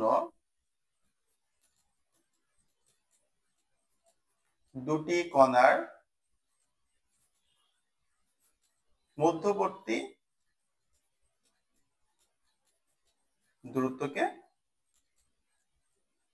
তরঙ্গ দৈর্ঘ্য বলে। বুঝা গেছে আশা করি? তাহলে সমদশা কোনটা? এটা একটা এখানে যে অবস্থায় আছে এটা সেই অবস্থায় আছে। এই দুইটার মাঝখানে যে দূরত্বটা আছে সেটা হচ্ছে তার তরঙ্গ দৈর্ঘ্য। এখন দেখি তরঙ্গ দৈর্ঘ্য প্রতীকটা কি আছে এবং তার এককটা কি।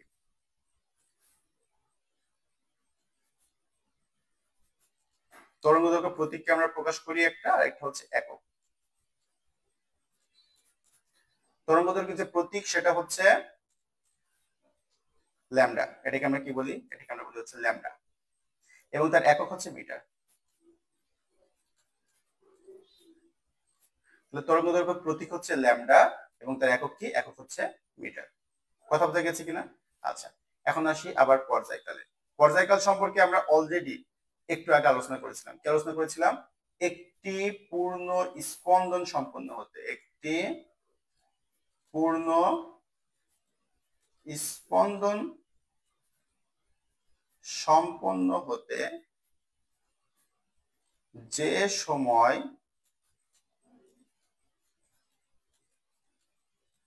প্রয়োজন তাই পর্যায়কাল। কথা কি বোঝা গেছে? একটা পূর্ণ স্পন্দন মানে কি আমরা একটু আগে দেখেছি, আমরা ঠিক একটু আগে দেখেছি জিনিসটা। কি ঘটনাটা ঘটবে খুব ভালো মতো করে বুঝো। একটা কণা কি করবে? একটা কণা হচ্ছে এই অবস্থায় থাকবে, প্রাথমিক অবস্থায়। ধরো একটা কণা হচ্ছে প্রাথমিক অবস্থায় আছে, এই জায়গায় আছে, প্রাথমিক অবস্থায় সাম্যাবস্থায় আছে। সে কি করবে? সে প্রথমে এখান থেকে উপরে আসবে, এই পর্যন্ত যাবে, দেন সে আবার সাম্যাবস্থায় ফেরত আসবে, দেন সে নিচে যাবে, দেন আবার সাম্যাবস্থায় ফেরত আসবে। এই ঘটনাটা ঘটতে যে পরিমাণ টাইম নেয় সেটাকে আমরা বলছি হচ্ছে তার পর্যায়কাল। আর এই ঘটনাটাকে আমরা বলি হচ্ছে একটি পূর্ণ স্পন্দন। কথা বোঝা গেছে? এটা যদি আমরা আরেকটু ভালোভাবে দেখার চেষ্টা করি, আমরা আগের স্লাইডে ফেরত যেতে হবে।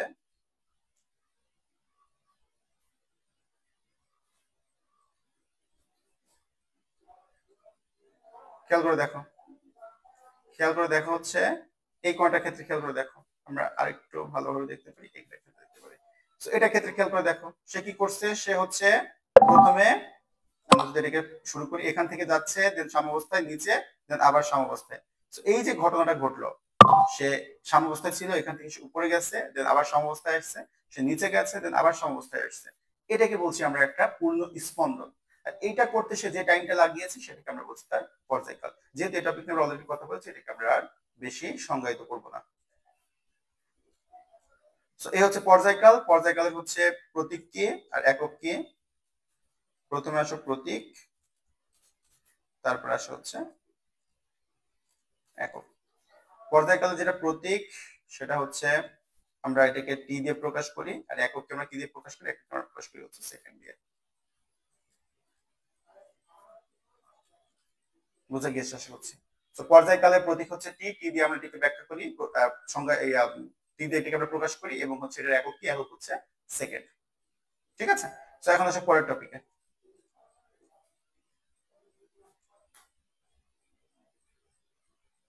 এখন আসে হচ্ছে কম্পাঙ্ক এবং বিস্তার। দুইটা খুবই খুবই গুরুত্বপূর্ণ জিনিস। কম্পাঙ্ক কি? কম্পাঙ্ক হচ্ছে, আবার আমাদের একটু আগের স্লাইডে ফেরত যাওয়া লাগবে, আগের জিনিসটাতে, এটা খেয়াল করো। কম্পাঙ্ক হচ্ছে এই বিন্দুটা কি করলো? একটা পূর্ণ স্পন্দন সম্পন্ন করলো। কিভাবে? সে এই সাম্যাবস্থা থেকে উপরে উঠলো, দেন আবার সাম্যাবস্থায় আসলো, দেন নিচে গেল, দেন আবার সাম্যাবস্থায় আসলো। এই যে ঘটনাটা সে ঘটাইলো, এটাকে বলছি আমরা পূর্ণ স্পন্দন। এখন আমি তোমাকে টাইম দিয়ে দিলাম 1 সেকেন্ড। এই 1 সেকেন্ড সময়ে এই ঘটনাটা সে কতবার ঘটাবে সেটাকে বলছি তার কম্পাঙ্ক। কথা বোঝা গেছে কিনা? সো কি বললাম আবার বলি, এই ঘটনাটা কোন ঘটনাটা? একটা পূর্ণ স্পন্দন সম্পন্ন হচ্ছে। যদি 1 সেকেন্ড টাইম দিই, তুমি ওই 1 সেকেন্ড টাইমের মধ্যে এই ঘটনাটা যতবার ঘটবে সেটাকে বলছি তার কম্পাঙ্ক। কম্পাঙ্ক বলতে আমরা কি বুঝি? কম্পাঙ্ক বলতে আমরা বুঝছি 1 সেকেন্ডে কণা যতগুলো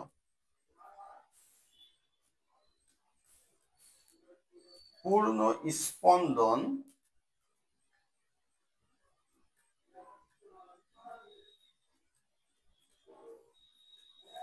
সম্পন্ন করে সেটাই হচ্ছে তার কম্পাঙ্ক। কম্পাঙ্ক কি? 1 সেকেন্ডে কণা যতগুলো পূর্ণ স্পন্দন সম্পন্ন করে তাই হচ্ছে তার কম্পাঙ্ক। এটার প্রতীক কি এবং এটার হচ্ছে একক কি?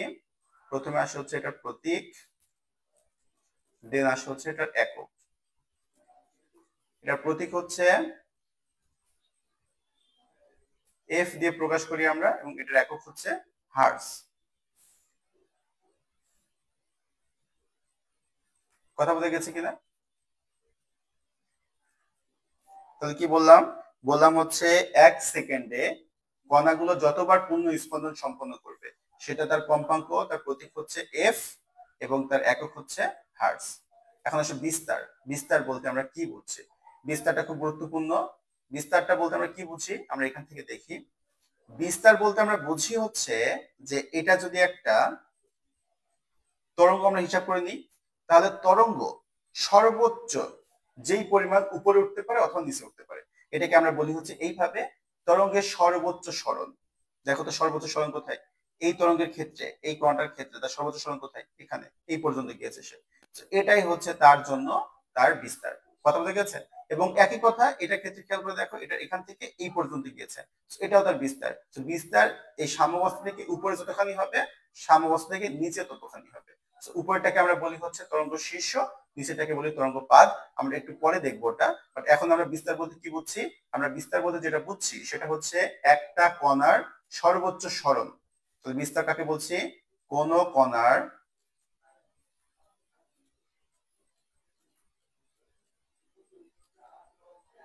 সর্বোচ্চ সরণকে বিস্তার বলে। কথা বোঝা গেছে কিনা? সর্বোচ্চ সরণ কোনটা? ধরো এটা কণা, আমি এইভাবে আঁকিয়েছি কণাটাকে, এইভাবে ধরো কণাটাকে আঁকিয়েছি। খেয়াল করে দেখো, কণাটা এখান থেকে এই পর্যন্ত গিয়েছে, এটাই তার বিস্তার, সর্বোচ্চ এটা। আবার এখান থেকে এইটা সর্বোচ্চ, এটা হচ্ছে তার বিস্তার। কথা বলতে গেছি কিনা? আচ্ছা, তো বিস্তারকে আমরা কি কি দ্বারা প্রকাশ করছি? প্রথমটা হচ্ছে বিস্তারের প্রতীক,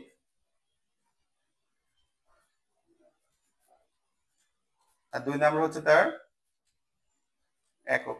প্রতীক কি বলতো? বিস্তারের প্রতীক কি? বিস্তারের প্রতীক হচ্ছে এ এবং তার একক হচ্ছে মিটার। বিস্তারকে আমরা এ দিয়ে প্রকাশ করি এবং তার একক কি? একক হচ্ছে মিটার। ঠিক আছে? তো আশা করি বোঝা গেছে এই পর্যন্ত।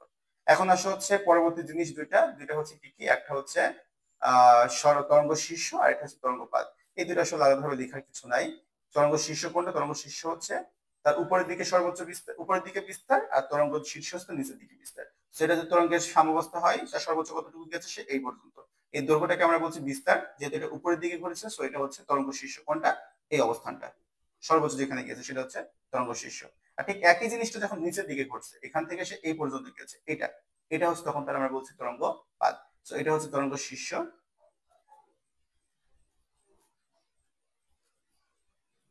এবং এটা হচ্ছে তরঙ্গ পাদ। কথা বলতে গেছে কিনা? আশা করছি বুঝতে পেরেছি। এখন আসা হচ্ছে তরঙ্গ বেগ। বেগ বলতে আমরা কি বুঝি? বেগ বলতে যা বুঝি তরঙ্গের ক্ষেত্রে বসাই দিলে একই কথা হয়ে যায়। একক সেকেন্ডে বেগ বলতে কি বুঝি আমরা? খেয়াল করে দেখো তো, ভি মানে কি? ভি মানে হচ্ছে এস বাই টি। তার মানে আমরা কিভাবে বলি এগুলোকে? দেখো, এরকম সংজ্ঞা কোনো সময় মুখস্থ করার দরকার নাই। এগুলো আসলে আমরা কিভাবে বলতে পারি? নিচে যেটা থাকবে সেটাকে বলবো একক, তারপরে উপরটাকে বলবো কিভাবে? একক সময়ে যেইটুকু সরণ হয়, যেইটুকু দ্রুত অতিক্রম করে সেটাকে আমরা কি বলি? বেগ বলছি। তো তরঙ্গের ক্ষেত্রে একই কথা, একক সময়ে যেইটুকু দৈর্ঘ্য অতিক্রম করবে তরঙ্গের সেটাকে আমরা কি বলছি? তরঙ্গ বেগ। কি বলছি তাহলে? একক সময়ে যে পরিমাণ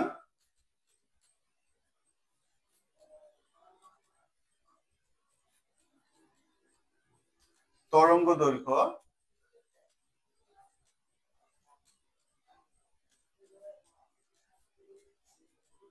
অতিক্রম করবে তাই তরঙ্গ বেগ।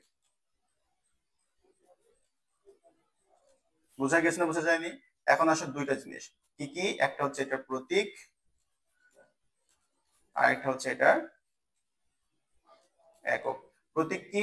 প্রতীক হচ্ছে ঠিক নরমাল যে বেগের প্রতীক সেটা হচ্ছে ভি। একক কি? নরমাল বেগের একক, সেটা হচ্ছে মিটার পার সেকেন্ড। বোঝা গেছে? তো তরঙ্গ বেগ, কম্পাঙ্ক, এগুলো নিয়ে আমাদের সামনে বিস্তারিত আলোচনা হবে। তো আমি আশা করছি এই যে জিনিসগুলো এখন পড়াইলাম, তরঙ্গ সম্পর্কিত যে রাশিগুলো আছে, প্রত্যেকটা রাশি ক নাম্বার জন্য খুবই গুরুত্বপূর্ণ, প্রত্যেকটা রাশি এমসিকিউ জন্য গুরুত্বপূর্ণ, এবং প্রত্যেকটা রাশি টোটাল কনসেপ্ট বোঝার জন্য খুব গুরুত্বপূর্ণ। তো প্রত্যেকটা অংশগুলোকে, প্রত্যেকটা রাশিগুলোকে খুব ভালো মতো করে একবার দেখে নিবা, এবং যদি কোনো কিছু তুলতে সমস্যা হয় অবশ্যই ভিডিওটা পজ করে তারপরে জিনিসটা তুলে নিবা। কথা বলতে গেছে? তো এখন আমরা যাই পরবর্তী ধাপে। পরবর্তী কি দেওয়া আছে? পরবর্তী দেওয়া আছে হচ্ছে গাণিতিক রাশি সমূহ, অর্থাৎ এই অধ্যায়ের যে ম্যাথ গুলা দিবে সেগুলো কি কি সূত্র থেকে দিবে, সেই সূত্রগুলো থেকে। কথা বলতে গেছে কিনা? সব কি কি সূত্র আছে এখানে? আমরা পাবো হচ্ছে একটা কম্পাঙ্কের সূত্র পাবো, একটা বেগের সূত্র পাবো, নিচে আরো তিনটা সূত্র পাবো। ঠিক আছে? তো আমরা একটা একটা করে যাই, তারপরে হচ্ছে আমরা আবার প্রথম থেকে শুরু করব। প্রথমে আসা হচ্ছে কম্পাঙ্ক। কম্পাঙ্ক বলতে কি বুঝি? আমরা একটু আগে বললাম একক সময়ে যতগুলো কি হয়, পূর্ণ স্পন্দন সম্পন্ন হয়। একক সময়ে যতগুলো পূর্ণ স্পন্দন সম্পন্ন হয়। তো ধরো যে একটা স্পন্দন সম্পন্ন হতে টাইম লাগে টি। আমরা জানি না যে এক সময় এক সেকেন্ডে কতগুলো পূর্ণ কম্পাঙ্ক সম্পন্ন হবে, পূর্ণ স্পন্দন সম্পন্ন হবে, সেটা আমরা জানি না। তো আমরা ধরে নিচ্ছি একটা স্পন্দন সম্পন্ন হতে টাইম লাগে কি? টি। তাহলে আমরা লিখতে পারি টি সময়ে হয় একটি স্পন্দন, একটি পূর্ণ স্পন্দন। তাহলে এক সেকেন্ডে কত হয়? এক সময় হয় কত? এক সময়ে হয় হচ্ছে 1/টি স্পন্দন। এখন খুব ভালো মতো করে বুঝো, এটা কি এক সেকেন্ড না? টি সেকেন্ড ছিল, টি সেকেন্ড সময় কতটুকু হয়েছে? একটা। এক সেকেন্ডে কতটুকু হয়েছে? 1/টি। 1/টির অর্থ কি? 1/টির অর্থ হচ্ছে কম্পাঙ্ক। তাহলে আমরা কি বলতে পারছি? কম্পাঙ্ক সমান সমান, কম্পাঙ্কের সূত্র কি? কম্পাঙ্কের সূত্র হচ্ছে 1/টি। এবং কম্পাঙ্ককে তোমরা কি দিয়ে প্রকাশ করেছিলাম খেয়াল করে দেখো তো, মনে আছে কিনা? কম্পাঙ্ক আমরা প্রকাশ করেছিলাম এফ দিয়ে। এফ সমান সমান কি লিখতে পারি আমরা? 1/টি। কথা বলে গেছে? তো এটা কম্পাঙ্কের সূত্র। আমি নিশ্চয় একবার বলছি, আমরা বললাম যে একক সময়ে এক সেকেন্ডে এক সেকেন্ডে যেই যতগুলো পূর্ণ স্পন্দন হচ্ছে, এক সেকেন্ডে যতগুলো পূর্ণ স্পন্দন হচ্ছে। তো আমরা একটু খেয়াল করে দেখো, আমরা বললাম কি একটা স্পন্দন হইতে টাইম নেয় কতটুকু? টি সেকেন্ড। আমরা তো জানি না যে ধরো একটা এক সেকেন্ডের মধ্যে 10 বার স্পন্দন হচ্ছে, তো আমরা তো জানি না যে কত সেকেন্ড টাইম লাগবে। তো ধরে নিচ্ছি একটা স্পন্দন হতে টাইম নেয় কতটুকু? টি সেকেন্ড। তাহলে টি সেকেন্ড সময়ে হয় একটি পূর্ণ স্পন্দন। অতএব আগের আসে ছোটবেলার ঐকিক নিয়ম। অতএব এক সেকেন্ডে হয় কত? 1/টি, টি সম্পূর্ণ স্পন্দন। কথা বলা গেছে কিনা? যেহেতু এক সেকেন্ডে বের করেছে, তাহলে এক সেকেন্ডে মানে কি? এক সেকেন্ড মানে হচ্ছে কম্পাঙ্ক। আশা করছি নিশ্চয়ই বুঝতে পেরেছি। ঠিক আছে? এটা ক্লিয়ার না? ক্লিয়ার এটা। এখন আসো বেগ। বেগ সমান সমান কি? বেগ সমান সমান হচ্ছে, খুব ভালো মতো করে বুঝো, বেগের সংজ্ঞা কি? বেগের সংজ্ঞা হচ্ছে ভি ইকুয়াল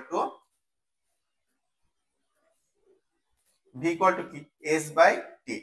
একক সময়ে যেই পরিমাণ দূরত্ব অতিক্রম করে সেটাকে আমরা কি বলছি? বেগ বলছি। একক সময়ে যেই পরিমাণ দূরত্ব অতিক্রম করে সেটাকে আমরা কি বলছি? বেগ। ধরে নাও টি সেকেন্ড সময়ে দূরত্ব কতটুকু অতিক্রম করে? দূরত্ব অতিক্রম করে হচ্ছে ল্যামডা পরিমাণ। ল্যামডা কে? তরঙ্গ দৈর্ঘ্য না? তরঙ্গ দৈর্ঘ্য। তো ধরো এটা হচ্ছে একটা ল্যামডা, এই ল্যামডাটা সে কতটুকু সময় অতিক্রম করে? টি সেকেন্ড সময়ে। তাহলে এক সেকেন্ড সময়ে কতটুকু করবে? ল্যামডা বাই টি পরিমাণ। তাহলে খেয়াল করে দেখো তো, এটার সংজ্ঞা কিভাবে দিচ্ছি আমরা? একক সময়ে যতটুকু দূরত্ব অতিক্রম করে সেটাই বেগ। এটা কি এক সেকেন্ডে বের করেছিল? তাহলে একক সময় হচ্ছে না? একক সময়ে যতটুকু দূরত্ব অতিক্রম করে কতটুকু করে? ল্যামডা বাই টি পরিমাণ। তাহলে এটাই কি বেগ না? এটাই বেগ। তাহলে এটাই হচ্ছে তার বেগ। কথা বোঝা গেছে কিনা? আচ্ছা, এখন আসো তাহলে বেগকে আমরা কি দিয়ে প্রকাশ করছিলাম? ভি। তাহলে ভি কত কি পেয়েছি? Lambda by T. এখন খুব ভালো করে একটু খেয়াল করো, এখানে আমরা কি পেয়েছি? এখানে আমরা এটাকে এইভাবে লিখতে পারি না? উপরে ল্যামডা ল্যামডাই আছে, টিটাকে আমরা আলাদাভাবে লিখতে পারি 1/t আকারে, লেখা যায় কিনা? লেখা যায়। তাহলে এখন খেয়াল করে দেখো তো 1/t সমান সমান আবার কি? এখানে কি পেয়েছি আমরা? 1/t সমান সমান হচ্ছে f।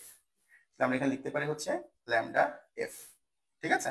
সো আরো ভালো মতো করে আমাদের যে দেওয়া থাকে সেটা হচ্ছে v equal to lambda f, f থেকে আমরা আগে নিয়ে দিই f ল্যামডা। তো এটা হচ্ছে v এর সূত্র। কথা বোঝা গেছে? তাহলে এটা হচ্ছে কম্পাঙ্কের সূত্র এবং এটা হচ্ছে ভি এর সূত্র। কি থেকে আসলো যদি না বুঝতে পারি কোনো সমস্যা নাই, শুধু সূত্রটা মুখস্থ করলেই হবে। কি থেকে আসছে এটা কোনো সময় দিবে না। সো কনসেপ্টটা বোঝার জন্য আমি দৃষ্টি একটু বললাম, একটু বিস্তারিত করলাম। তাহলে এফ সমান সমান কি? এফ সমান সমান হচ্ছে 1/t, আর হচ্ছে ভি সমান সমান কি? ভি সমান সমান হচ্ছে এফ ল্যামডা। ঠিক আছে? যদি বুঝতে পারি কি থেকে এসেছে তাহলে খুবই ভালো, যদি না বুঝতে পারি জাস্ট মুখস্থ করে নাও, খুবই ছোট্ট একটা সংজ্ঞা, ছোট্ট একটা সূত্র আর কি। ওকে, তো এখন দুইটা বিষয় সম্পর্কে আমরা আলোচনা করব। দুইটা বিষয় একটু গুরুত্বপূর্ণ, যদিও খুব বেশি পরীক্ষায় দিবে ব্যাপারটা এমন না, বাট কনসেপ্টটা বোঝা খুবই গুরুত্বপূর্ণ। সেটা হচ্ছে দুইটা কথা আমরা বলবো এখানে। একটা হচ্ছে যে যদি উৎস একই হয় সেই ক্ষেত্রে বেগ কেমন হবে, সেই ক্ষেত্রে বেগ, আর যদি একই মাধ্যম এবং তাপমাত্রার ক্ষেত্রে বেগ। খুব ভালো মতো করে বুঝো, উৎস একই ক্ষেত্রে বেগ বলতে আমরা কি বুঝি? ধরো ঘন্টা আছে, এখানে একটা ঘন্টা আছে এবং এখানে আরেকটা ঘন্টা আছে। ঠিক আছে? ঘন্টা দুটা কি? উৎস তো একই, দুটাই ঘন্টা, একই ঘন্টা, সবকিছু এক। এই দুইটার ম্যাটেরিয়ালস, এই দুইটার পুরুত্ব সবকিছু সেম। তাহলে উৎস কি? উৎস হচ্ছে এইটার এবং এটা দুটো হচ্ছে একই উৎস। এখন আমি কি করছি? আমি এই ঘন্টাটাকে বায়ু মাধ্যমে, অর্থাৎ খালি জায়গা, এরকম পরিবেশে, আমরা খালি একটা পরিবেশে আমরা এটাকে ঝুলিয়ে দিয়েছি এবং তখন এটাকে আমি আঘাত করেছি। আর এই যে ঘন্টাটা আছে সেটাকে আমি কি করেছি? সেটাকে আমি পানির মধ্যে নিয়ে গিয়েছি। পানির মধ্যে নিয়ে গিয়ে এখানে যেই পরিমাণ বল দিয়ে আমি আঘাত করেছি, এখানে সেম পরিমাণ বল দিয়ে আমি আঘাত করছি। তাহলে ঘটনা কি ঘটবে জানো? ঘটনা হচ্ছে যেহেতু মাধ্যম, যেহেতু দুইটার উৎস একই, তাহলে সেটা পানিতে থাকুক, বায়ুতে থাকুক, আর যেখানে থাকুক না কেন, তার যে কম্পাঙ্ক হবে, কম্পাঙ্কটা হবে হচ্ছে ফিক্সড, দুই ক্ষেত্রেই এক। অর্থাৎ বায়ু মাধ্যমে কম্পাঙ্ক যা হবে, আবার পানি মাধ্যমে কম্পাঙ্ক তাই হবে। তো যখন উৎস এক হয় তখন কি হয়? উৎস যখন এক হয় তখন কম্পাঙ্ক, উৎস এক হইলে কম্পাঙ্ক ফিক্সড। বোঝা গেছে কিনা? তো এখন আমরা সূত্র জানি, সূত্র আমরা কি জানি? সূত্র সম্পর্কে আমরা কি দেখলাম একটু আগে? আমরা দেখলাম ভি ইকুয়াল টু হচ্ছে এফ ল্যামডা। একটু খেয়াল করে দেখো, এই জিনিসটা খুব ভালো মতো করে বোঝার চেষ্টা করবা। সেটা হচ্ছে আমরা পেয়েছি V equal to F lambda. ঠিক আছে? তো এফ তো ফিক্সড, ধরো এটা ভি ওয়ান, এটা ল্যামডা ওয়ান। এফ ফিক্সড না সব জায়গায়, উৎস দুটো একই। তাহলে আমি যদি এখানে ভি টু সমান সমান, আমরা কি দিতে পারি? F lambda two. V three দিলে পারে এফ ল্যামডা থ্রি। ল্যামডা তো ওয়ান টু হবে না, কেন ওয়ান টু হবে না? কারণ উৎস এক, ল্যামডা সব জায়গায় এক, ওয়ান টু দিলেও সমস্যা নাই। আমরা পরে কি লিখতে পারবো? F one equal to F two equal to F three. কথা বলতে গেছে কিনা? এফ যেহেতু এক, এফটাকে বাম পাশে নিয়ে আসি, তাহলে এ পাশে কি চলে যায়? V one by lambda one. এ পাশে কি চলে যায়? এ পাশে চলে যায় হচ্ছে V two by lambda two. কথা বলতে গেছে কিনা? এখানেও এফ, এখানেও এফ, এইটা ইকুয়াল টু, আমরা এটা লিখতে পারি কিনা? আমরা পারি। আমরা লিখতে পারি V one by lambda one equal to V two by lambda two. এটা কখন লিখতে পারি? যখন উৎস সেম, যখন সোর্স একদম সেম টু সেম হবে তখন। কথা বুঝতে পেরেছি কিনা? তুমি খুব ভালো মতো করে এটা একটু দেখে নিবা। এটা দুই স্টার দিয়ে নাও, এটা এমসিকিউ ক্ষেত্রে কাজে লাগতে পারে। যে যখন উৎস সেম হবে তখন আমরা এই সূত্রটা ব্যবহার করে হয় বেগ অথবা কোনো কিছু তরঙ্গ দৈর্ঘ্য বের করে নিতে পারি। কথা বোঝা গেছে কিনা? ঠিক একইভাবে যখন তাপমাত্রা এবং মাধ্যম এক হয় তখন কি ঘটনা ঘটে? খুব ভালো মতো করে বুঝো, একই জিনিস। যখন তাপমাত্রা এবং মাধ্যম এক হয় তখন বেগ ফিক্সড হয়ে যায়। তখন ফিক্সড কি হয়? বেগ ফিক্সড হয়ে যায়, তার ভেলোসিটি ফিক্সড হয়ে যায়। কথা বুঝতে পেরেছো? বিষয়টা কেমন? বিষয়টা হচ্ছে ধরো আমি বায়ু মাধ্যমে একটা, তুমি এখন যে রুমে বসে আছো সেখানে, সেখানে তুমি কি করছো? দুইটা ভিন্ন ভিন্ন জিনিস নিচ্ছ, উৎস ভিন্ন, এখন কোনো সমস্যা নাই, উৎস ভিন্ন কিন্তু মাধ্যম কিন্তু এক। বায়ু মাধ্যমে নিলে বায়ু মাধ্যম, পানি মাধ্যম নিলে পানি মাধ্যম, এবং তাপমাত্রা সেম থাকা লাগবে। তাপমাত্রা কেন সেম থাকা লাগবে আমরা এই অধ্যায়ের তুমি শেষের দিকে আলোচনা করবো। যে তাপমাত্রার সাথে, তাপমাত্রার হচ্ছে শব্দের বেগের উপরে বা তরঙ্গের উপরে প্রভাব থাকবে। ঠিক আছে? আমরা একটু পরে দেখবো শব্দ বেগের ক্ষেত্রে একটা প্রভাব আছে। আচ্ছা যাই হোক, আমরা ফেরত আসি। আমরা বললাম যখন মাধ্যম এবং তাপমাত্রা একই থাকবে তখন বেগ কি হবে? ফিক্সড হবে। এর অর্থ কি? এর অর্থ হচ্ছে তুমি যদি ওই ঘন্টাটাকে হয় বায়ু মাধ্যমে নাও অথবা পানি মাধ্যমে নাও, যেখানে নিবা দুটাকে একই জায়গায় নেওয়া লাগবে, একই মাধ্যমে নেওয়া লাগবে। এখন তুমি কি করলা? একটা ঘন্টা নাও আর একটা কাঁসার বাটি নাও, দুটাকে তুমি যদি কি করো? শব্দ তৈরি করো দুটা থেকে। দুটাকে যদি তুমি কিছু একটাতে বাড়ি দাও তাহলে যে শব্দটা তৈরি হবে দেখবা ওই দুটো শব্দেরই বেগ একই হচ্ছে। উৎস কিন্তু এখানে আলাদা, একটা ঘন্টা নিয়েছো একটা কাঁসার বাটি নিয়েছো, বাট এখানে বেগ কি হবে, বেগ হচ্ছে একই হবে। কেন? কারণ এখানে মাধ্যম এক। কথা বলতে গেছে? মাধ্যমটা কি? মাধ্যমটা হচ্ছে বায়ু মাধ্যম। তো যখন মাধ্যম ফিক্সড হয়ে যায়, মাধ্যম এক থাকে, তখন বেগ হয়ে যায় ফিক্সড। কথা বলতে গেছে কিনা? তো একইভাবে এই সূত্র থেকে আমরা কি লিখতে পারি? এই সূত্র থেকে আমরা লিখতে পারি V equal to F lambda. খুব ভালো মতো করে বুঝো, এখানে ভি ফিক্সড, তাহলে এফ ওয়ান ল্যামডা ওয়ান। এখন যেহেতু তুমি ঘন্টা দিয়ে এবং কাঁসার বাটি দুটো ভিন্ন ভিন্ন উৎস থেকে শব্দ করছো, অবভিয়াসলি এখানে কি হবে, এখানে হচ্ছে কম্পাউন্ড আলাদা হয়ে যাবে, বাট বেগ কি হবে, বেগটা হচ্ছে সেম হবে, তুমি একই সময় শুনতে পাবো শব্দটা। কথা বলতে গেছে? ঠিক একই ভাবে আমরা লিখতে পারি না, ভি মানে হচ্ছে আবার এফ টু ল্যামডা টু, ঠিক এভাবে লিখতে পারি, V one V two V three. শেষে আমরা কি লিখবো? শেষে আমরা লিখবো V one equal to V two equal to V three. তাহলে আমরা লিখতে পারি যে এটা ইকুয়াল টু কি আসলে এটা, অর্থাৎ F one lambda one equal to হচ্ছে এফ টু ল্যামডা টু। এটা হচ্ছে 2 নম্বর সূত্র। কিসের ক্ষেত্রে? এটা 2 স্টার দিয়ে নাও। এটা কিসের ক্ষেত্রে? যখন একই মাধ্যম এবং একই তাপমাত্রা থাকবে সেই ক্ষেত্রে। কথা কি বুঝতে পারছি? তো এটা হচ্ছে একই উৎসের ক্ষেত্রে এবং এটা হচ্ছে একই মাধ্যমের ক্ষেত্রে। এবং সর্বশেষ সূত্র যেটা আছে, আমরা এরপরে শেষের দিকে আরেকটা সূত্র পড়ব, বাট এটা খুব গুরুত্বপূর্ণ একটা সূত্র। সেটা হচ্ছে তীব্রতা সমানুপাতিক বিস্তার স্কয়ার। এর অর্থ কি? এর অর্থ হচ্ছে যদি বিস্তার বাড়ানো হয় তাহলে তীব্রতাও বৃদ্ধি পাবে। কথা বলতে গেছে কিনা? এখন খুব খেয়াল করে দেখো এখান থেকে কি কোশ্চেন করে। এখান থেকে এমসিকিউ কোশ্চেন হয়। কিভাবে কোশ্চেন করবে? ডিরেক্ট এটা তুলে দিতে পারে যে তীব্রতা আর বিস্তারের মাঝখানে সম্পর্ক কি? সম্পর্ক কি? সমানুপাতিক এবং বর্গের সমানুপাতিক। বর্গ আছে উপরে। কথা বলতে গেছে? এখানে আরেক টাইপের কোশ্চেন করে, সেটা হচ্ছে এইভাবে বলবে, যদি বিস্তার দ্বিগুণ করা হয়, দ্বিগুণ করা হয়, খুব ভালো মতো করে বুঝো, তাহলে তীব্রতা কেমন হবে? খুব ভালো মতো করে খেয়াল করে দেখো তো। দ্বিগুণ করার অর্থ কি? 2 এর উপর স্কয়ার, তাহলে তীব্রতা কত হবে? 4 গুণ হবে। কথা বলতে গেছে? যদি বিস্তার 3 গুণ করা হয় তাহলে তীব্রতা কত হবে? 3 গুণ করার অর্থ কি? 3 এর উপর স্কয়ার, তার মানে 9 গুণ। বুঝতে পারছি কিনা? এটা আর একটু ট্রিকি করা যায়। কি ট্রিকি করা যায়? এখন আমরা গুণ 2 না দিয়ে আমরা বললাম 1/2 গুণ করা যায়। তাহলে কি হবে? খুব ভালো মতো করে বুঝো, 1/2 এর উপর স্কয়ার হয়ে যাবে, তাহলে 1/4। 1/4 গুণ কথা যে কথা, আর 4 ভাগ কমে যাওয়া একই কথা। মানে একটা জিনিস 1/4 গুণ বৃদ্ধি পেয়েছে যে কথা, আমরা বলতে পারি সেটা 4 গুণ কমে গেছে একই কথা। কথা বলতে গেছে? সেটা ক্ষেত্রে আমরা কি বলতে পারি? যদি বিস্তার হাফ করা হয় তাহলে তীব্রতা কি হবে? তীব্রতা 4 গুণ কমে যাবে। কথা বুঝে গেছে কিনা? ক্লিয়ার বিষয়টা? আশা করি বিষয়টা ক্লিয়ার। তাহলে এই হচ্ছে মোটামুটি এই অধ্যায়ে যতগুলো সূত্র ছিল সমস্ত সূত্রগুলো এখানে। আর একটা তাপমাত্রার সাথে সূত্র আমরা পাবো, সেটা আমরা সামনে দেখবো। কথা বলতে গেছে? আচ্ছা, এখন আমরা আসবো হচ্ছে তরঙ্গের বৈশিষ্ট্য নিয়ে। তরঙ্গের কি কি বৈশিষ্ট্য নিয়ে আমরা কথা বলি সেগুলো একটু খেয়াল করে দেখি। এগুলো নিয়ে আমরা খুব বেশি কথা বলবো না, আমরা খুব বেসিক কিছু কথাবার্তা বলবো, বলে এখান থেকে ছেড়ে দিব এগুলো আমরা। ঠিক আছে? আমরা যাবো হচ্ছে প্রতিধ্বনিতে। আচ্ছা, প্রথমে আসো, তরঙ্গের বৈশিষ্ট্যগুলো পরীক্ষার খ নাম্বারের জন্য খুবই গুরুত্বপূর্ণ। হ্যাঁ, তরঙ্গের যে বৈশিষ্ট্যগুলো আছে এটাকে আমরা টোটাল 5টা ভাগে ভাগ করেছি। প্রথমটা হচ্ছে মাধ্যমের প্রয়োজনীয়তা। খুব সহজ ভাষায় বুঝো, আমরা প্রথমে পড়েছিলাম যে মাধ্যমের দরকার আছে কিনা তার উপরে তরঙ্গকে আমরা 2 ভাগে ভাগ করেছিলাম, একটা যান্ত্রিক তরঙ্গ আর একটা অযান্ত্রিক তরঙ্গ বা তড়িৎ চৌম্বকীয় তরঙ্গ। মাধ্যমের প্রয়োজনীয়তা কাদের হয়? যারা যান্ত্রিক তরঙ্গ। কথা বলতে গিয়েছে? তাহলে তরঙ্গের বৈশিষ্ট্য কি? মাধ্যমের দরকার কিছু ক্ষেত্রে পড়ে, কিছু ক্ষেত্রে পড়ে না। কাদের ক্ষেত্রে পড়ে? যারা যান্ত্রিক তরঙ্গ।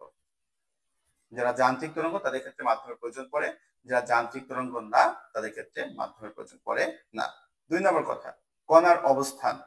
আমরা প্রথমে দেখেছিলাম কণা 2 রকম আচরণ করতে পারে। একটা, যখন অনুপ্রস্থ হয় তখন সাম্যাবস্থা, ধরো এটা সাম্যাবস্থা থেকে সে হয় উপরে উঠবে, দেন সাম্যাবস্থায় আসবে, দেন আবার নিচে যাবে, দেন আবার সাম্যাবস্থায় যাবে। এটা হতে পারে। কিন্তু এখানে কি কণা কি এক জায়গা থেকে আরেক জায়গায় চলে যাচ্ছে পার্মানেন্টলি? না, যাচ্ছে না। 2 নম্বর সে কি করতে পারে? সে এই সাম্যাবস্থা থেকে হয় ডানে যাবে, দেন আবার বামে আসবে, একই জায়গায় চলে আসবে। কথা বোঝা গেছে কিনা? এই ঘটনা দুটা ঘটতে পারে, বাট এখানে কি একটার ক্ষেত্রেও পার্মানেন্টলি কণা চলে যাচ্ছে? যাচ্ছে না। তো কণার অবস্থান কোথায়? কণার অবস্থান হচ্ছে সে যেখানে ছিল সেখানে। কণার অবস্থার কোনো পরিবর্তন হয় না, শুধুমাত্র উপর নিচ সামনে পিছে এইভাবে করে। কথা বোঝা গেছে কিনা? আচ্ছা, এখন আসলো 3 নাম্বার। 3 নাম্বার হচ্ছে শক্তির পরিবহন। আমরা একটু আগে দেখেছি যে তীব্রতা সমানুপাতিক বিস্তার স্কয়ার। সো শক্তির পরিবহন করে, কিন্তু কিভাবে করে? তার স্কয়ার আকারে করে, সমানুপাতিক আকারে করে। কথা বলতে গেছি কিনা? সো বিস্তার যত বাড়াবে তার শক্তি তত বাড়বে, তো তীব্রতা তত বাড়বে। এর অর্থ কি? বিস্তার কোনটা ছিল? এটা একটা তরঙ্গ, এইটা আরেকটা তরঙ্গ। খেয়াল করে দেখো এই তরঙ্গের ক্ষেত্রে খুব ভালো মতো দেখো, এই তরঙ্গের ক্ষেত্রে বিস্তার কতটুকু, এইটুকু তার বিস্তার। আর এই তরঙ্গের ক্ষেত্রে বিস্তার কতটুকু, এতখানি তার বিস্তার। সো বিস্তার এখানে বৃদ্ধি পেয়েছে, তাহলে তার কি হবে, তীব্রতা বেশি হবে। এখানে বিস্তার কম, তার তীব্রতা কি কম। বুঝা গেছে? এখন 4 নম্বর তরঙ্গ বেগ। তরঙ্গ বেগ আমরা অলরেডি পড়েছি। কি পড়েছি আমরা তরঙ্গ বেগ সম্পর্কে? আমরা পড়েছি ভি ইকুয়াল টু হচ্ছে এফ ল্যামডা। কথা বুঝে গেছে কিনা? আচ্ছা, তরঙ্গ বেগ কিন্তু এক একটার ক্ষেত্রে এক এক রকম হতে পারে। যেমন বায়ু মাধ্যমে যে তরঙ্গ বেগ থাকে সেটা কিন্তু তরল মাধ্যমে একরকম হবে না। নর্মালি বায়ু মাধ্যমে যে তরঙ্গের বেগ থাকে সেটা হয়ে থাকে হচ্ছে 0 ডিগ্রি সেলসিয়াস তাপমাত্রায় 330 degree Celsius metre per second. আর পানি মাধ্যমে যেটা হয় সেটা এক এক জায়গায় একরকম দেওয়া থাকে। নর্মালি যেটা হয় সেটা হচ্ছে 1493 এর কাছাকাছি সম্ভবত হয়, সেটা হচ্ছে মিটার পার সেকেন্ড। কথা বুঝে গেছে কিনা? তাহলে তরঙ্গের বেগ কিন্তু আলাদা হয়ে যাচ্ছে। কখন আলাদা হচ্ছে? যখন মাধ্যম আলাদা হয়ে যাচ্ছে। একটা বায়ু মাধ্যমে একরকম, পানি মাধ্যমে আরেক রকম, কঠিন মাধ্যমে আরো বেশি হবে। ঠিক আছে? খুব ভালো মতো করে বুঝে, এখান থেকে এমসিকিউ দেয়।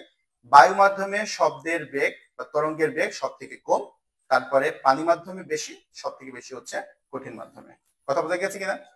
ওকে, সো আশা করছি বুঝছি। এখন আসে হচ্ছে প্রতিফলন এবং প্রতিসরণ। খুব ভালো মতো করে খেয়াল করো। আমরা যখন আলো অধ্যায় পড়বো তখন এটা বিস্তারিত পড়বো। এখন খুব বেসিক কথা বুঝো। যখন আলো অথবা শব্দ যাই হোক না কেন, সেটা যখন একটা মাধ্যমে পড়ে, এটা ধরো একটা মাধ্যম, এটা একটা ভিন্ন মাধ্যম, যখন পড়ে তখন কি হয়, আলো যেদিক থেকে বা শব্দটা যেদিক থেকে এসেছে যদি সেই দিকেই ফেরত যায়, এটাকে আমরা বলি হচ্ছে প্রতিফলন। আর যদি বিপরীত দিকে চলে যায় তখন এটাকে আমরা বলি হচ্ছে প্রতিসরণ। কি বলি এটাকে? প্রতিসরণ বলি। এখন যেটা হয় সেটা হচ্ছে আলোর ক্ষেত্রে আমরা দেখবো মাঝখানে একটা দাগ দিব, আমরা এই দাগটাকে আমরা বলি হচ্ছে অভিলম্ব। আমরা খুব দ্রুত বলছি কথাটা, কারণ এটা খুব বেশি গুরুত্বপূর্ণ না এখানের জন্য। এই মাঝখানে যে দাগটা আছে সেটা হচ্ছে অভিলম্ব। আমরা আলো 8 অধ্যায়ে এটা করেছি আশা করছি। সো এটা হচ্ছে অভিলম্ব। যখন আলো, এটাকে যদি হালকা মাধ্যম ধরি আর এটাকে যদি আমরা ঘন মাধ্যম ধরি, যখন আলো হালকা মাধ্যম থেকে ঘন মাধ্যমে যায় তখন আলো অবিলম্বের দিকে সরে আসে। দেখো অবিলম্বের দিকে সরে এসেছে এটা। হ্যাঁ, এটা আলো কিন্তু যার কথা ছিল এই দিক বরাবর, এই দিক বরাবর যাওয়ার কথা ছিল, বাট সে গিয়েছে কোন দিকে? এই দিক বরাবর গিয়েছে। অবিলম্ব, এটা হচ্ছে অবিলম্ব। অবিলম্বের দিকে সরে এসেছে আলোটা। কথা বোঝা গেছে কিনা? আলো কিছুটা বেঁকে গিয়েছে না বেঁকে গিয়েছে। কেমন হয়? তোমরা এবারে এক্সপেরিমেন্ট করতে পারো। একটা পেন্সিলকে গ্লাসের মধ্যে রাখবা, রেখে সাইড থেকে দেখবা, দেখবা পেন্সিলটা মনে হচ্ছে ভেঙে গেছে। হ্যাঁ, আলো যখন এই মাধ্যম থেকে এখানে আসছিল তখন এই দিক বরাবর চলে যাওয়ার কথা ছিল, বাট সে ওই দিক বরাবর না যে সে কি করছে, সে হচ্ছে একটু পথ চেঞ্জ করছে, পথ চেঞ্জ করে এদিক বরাবর গিয়েছে। সো সে কিছুটা বেঁকে গিয়েছে। এই বেঁকে যাওয়ার জিনিসটাই হচ্ছে আমাদের প্রতিসরণ। কথা বলতে গেছে? সো এটা নিয়ে বিস্তারিত আলোচনা করি। এখন আসলে হচ্ছে উপরিপাতন। উপরিপাতন বলতে আমরা কি বুঝছি আসলে? উপরিপাতন মানে হচ্ছে যখন শব্দ একই ধরনের হয় তখন সেই দুইটা শব্দ যোগ হয়ে শব্দের বিস্তার বেশি হয়ে যেতে পারে। আর যদি ভিন্ন ধর্মী শব্দ হয়, ভিন্ন রকমের শব্দ হয়, বিপরীত হয়, তখন তারা পরস্পর ক্যান্সেল আউট হয়ে যেতে পারে। একটু খেয়াল করে দেখো যে এখানে যে শব্দটা দেওয়া আছে, এখানে ক্ষেত্রে এখানে যে শব্দটা দেওয়া আছে, খুব ভালো মতো খেয়াল করো, এই শব্দটা এবং এখানে যে শব্দটা দেওয়া আছে তার যে বৈশিষ্ট্য, এখানকার যে শব্দটা আছে তার বৈশিষ্ট্য একই, একই ধরনের শব্দ বা একই ধরনের তরঙ্গ। তো যেহেতু একই ধরনের তরঙ্গ, তাই এই দুইটা তরঙ্গ পরস্পর যুক্ত হয়ে দেখো তাদের বিস্তার বেড়ে গেছে। এখানে বিস্তার কতটুকু ছিল? এতটুকু ছিল বিস্তার। এখানে বিস্তার কতটুকু ছিল? এতটুকু। বাট এখন বিস্তার কি হয়েছে? এখন বিস্তার হচ্ছে অনেক বড় হয়ে গেছে। এই দুইটা মিলিয়ে বিস্তার তৈরি হয়েছে। কথা বোঝা গেছে কিনা? এবং এই ক্ষেত্রে দেখো, এই ক্ষেত্রে হচ্ছে এটা পরস্পর বিপরীত তরঙ্গ, তাই এদের বিস্তার কি, এদের কি হয়েছে ঘটনাটা? এরা পরস্পর ক্যান্সেল আউট হয়ে গেছে। কেন? কারণ এরা বিপরীত ধর্মী তরঙ্গ। কথা বলতে গেছে? যখন তরঙ্গের বৈশিষ্ট্য একই রকম হয় তারা পরস্পর সংযুক্ত হয়ে নতুন বড় তরঙ্গ তৈরি করতে পারে। আর যখন বিপরীত সম্পর্ক হয় তখন তারা হচ্ছে পরস্পর কি হয়ে যেতে পারে? ক্যান্সেল আউট হয়ে যেতে পারে। কথা বলতে গেছে? তো আশা করছি এই পর্যন্ত আমরা যা বললাম এতক্ষণ ধরে সবগুলো বুঝতে পেরেছো। এখন আমরা যাবো হচ্ছে পরবর্তী টপিকে। পরবর্তী টপিকটা হচ্ছে শব্দ তরঙ্গ। এতক্ষণ ধরে আমরা ইন জেনারেল তরঙ্গ নিয়ে কথা বলেছি, এখন আমরা খুবই স্পেসিফিক একটা তরঙ্গ নিয়ে কথা বলবো, সেটা হচ্ছে শব্দ তরঙ্গ। শব্দ তরঙ্গ নিয়ে আমাদের এই অধ্যায়ে বা এই বইয়ে খুব বেশি কিছু বলা নাই, যতটুকু বলা আছে আমরা শুধুমাত্র সেইটুকু নিয়ে আলোচনা করব। ঠিক আছে? তো শব্দ তরঙ্গের ক্ষেত্রে শব্দের যে বেগ আছে সেই বেগটা কিসের কিসের কারণে বা কোন কোন প্রভাবকের কারণে সেটা বাধাগ্রস্ত হয়, সেটা বৃদ্ধি পায় বা বাধাগ্রস্ত হয়, সেটা নিয়ে আমরা পড়াশোনা করবো। কথা বলতে গেছে? অর্থাৎ শব্দের বেগ কিসের উপর নির্ভরশীল। তো চারটা জিনিসের উপর এখানে আমরা দিয়েছি। প্রথমটা হচ্ছে তাপমাত্রার প্রভাব, অর্থাৎ শব্দের বেগের উপরে তাপমাত্রার কি ধরনের প্রভাব আছে সেটা। আমরা একটা সূত্র জানি, সূত্র হচ্ছে V proportion to root T. V proportion to root T. এর অর্থ কি? এর অর্থ হচ্ছে যদি তাপমাত্রা বৃদ্ধি পায়, টি মানে কি এখানে? টি মানে হচ্ছে তাপমাত্রা, টি হচ্ছে তাপমাত্রা। আর ভি কি? ভি হচ্ছে শব্দের বেগ। যেহেতু সমানুপাতিক সম্পর্ক, তার মানে কি বোঝাচ্ছে? তার মানে হচ্ছে যদি তাপমাত্রা বৃদ্ধি পায় তবে অবশ্যই কি বৃদ্ধি পাবে? বেগ বৃদ্ধি পাবে। কথা বোঝা গেছে কিনা? সো আমরা কিন্তু এটাকে এইভাবে লিখতে পারি, V one proportion to root T one. এখন আমরা প্রপোর্শন চিহ্ন তুলে দিলে কি হয়? একটা কনস্ট্যান্ট বসে আর এই পাশে যা আছে তাই বসে যায়। তাহলে কে ইকুয়াল টু আমরা কি লিখতে পারি? কে ইকুয়াল টু আমরা লিখতে পারি হচ্ছে V one root over T one. কথা বোঝা গেছে কিনা? এটা আমরা লিখতে পারি, তাই না? এখন আসি দ্বিতীয়টার ক্ষেত্রে। আমরা যদি এখন ভি ওয়ান এর জায়গায় যদি এখন ভি টু দিয়ে দিই, তাহলে একইভাবে লিখতে পারি টি টু। ঠিক সেম ভাবে আমরা করতে পারি কি, এখানে সমানুপাতিক চিহ্নটাকে তুলে দিতে পারি। তুলে দিয়ে আমরা কি বসাবো? K, then T two. K equal to হচ্ছে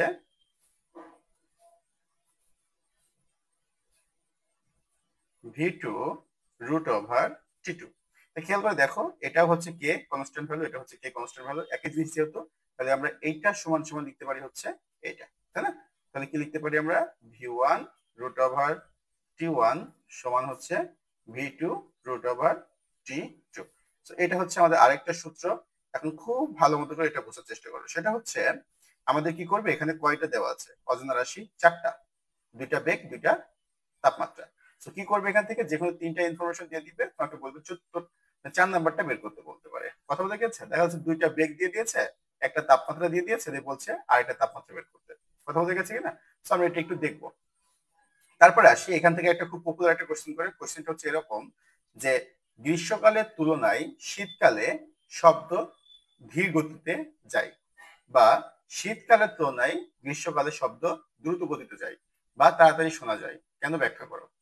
দেখো, খুব স্বাভাবিকভাবে আমরা বুঝি, এখানে ভি এর সাথে শব্দের বেগের সাথে তাপমাত্রা কি সম্পর্ক? সমানুপাতিক সম্পর্ক, অর্থাৎ একটা বাড়লে আরেকটা বাড়বে। এখন কমন সেন্স কি বলে? গ্রীষ্মকালে তাপমাত্রা বেশি থাকে না? তাপমাত্রা বেশি থাকে। যেহেতু তাপমাত্রা বেশি থাকে, তাই তখন শব্দের বেগ কি হবে? বেশি হবে। আর শীতকালে যেহেতু তাপমাত্রা কম থাকে, তাই তখন শব্দের বেগ কি হবে? কম হবে। এই জন্য গরমকালে আমরা শব্দ দ্রুত শুনতে পাই, আর শীতকালে শব্দ ধীরে শুনতে পাই। দ্রুত এবং ধীরে বলছি কিন্তু, হ্যাঁ, এটা কিন্তু আমরা বলছি না যে জোরে বা আস্তে, আমরা বলছি দ্রুত শুনতে পাই। শব্দের বেগ যেহেতু দ্রুত হবে তাপমাত্রা বাড়লে, তাই এটা আমরা দ্রুত শুনতে পাবো। কথা বলতে গেছে কিনা?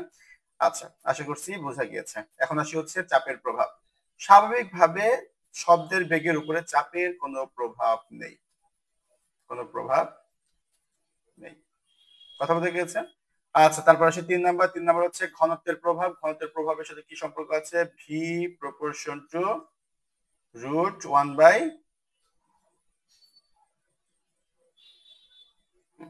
এর অর্থ কি? ভি এর সাথে এটার সম্পর্ক হচ্ছে ব্যস্তানুপাতিক।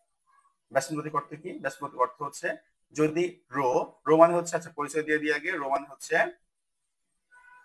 এটা হচ্ছে ঘনত্ব, আর এটা হচ্ছে শব্দের বেগ।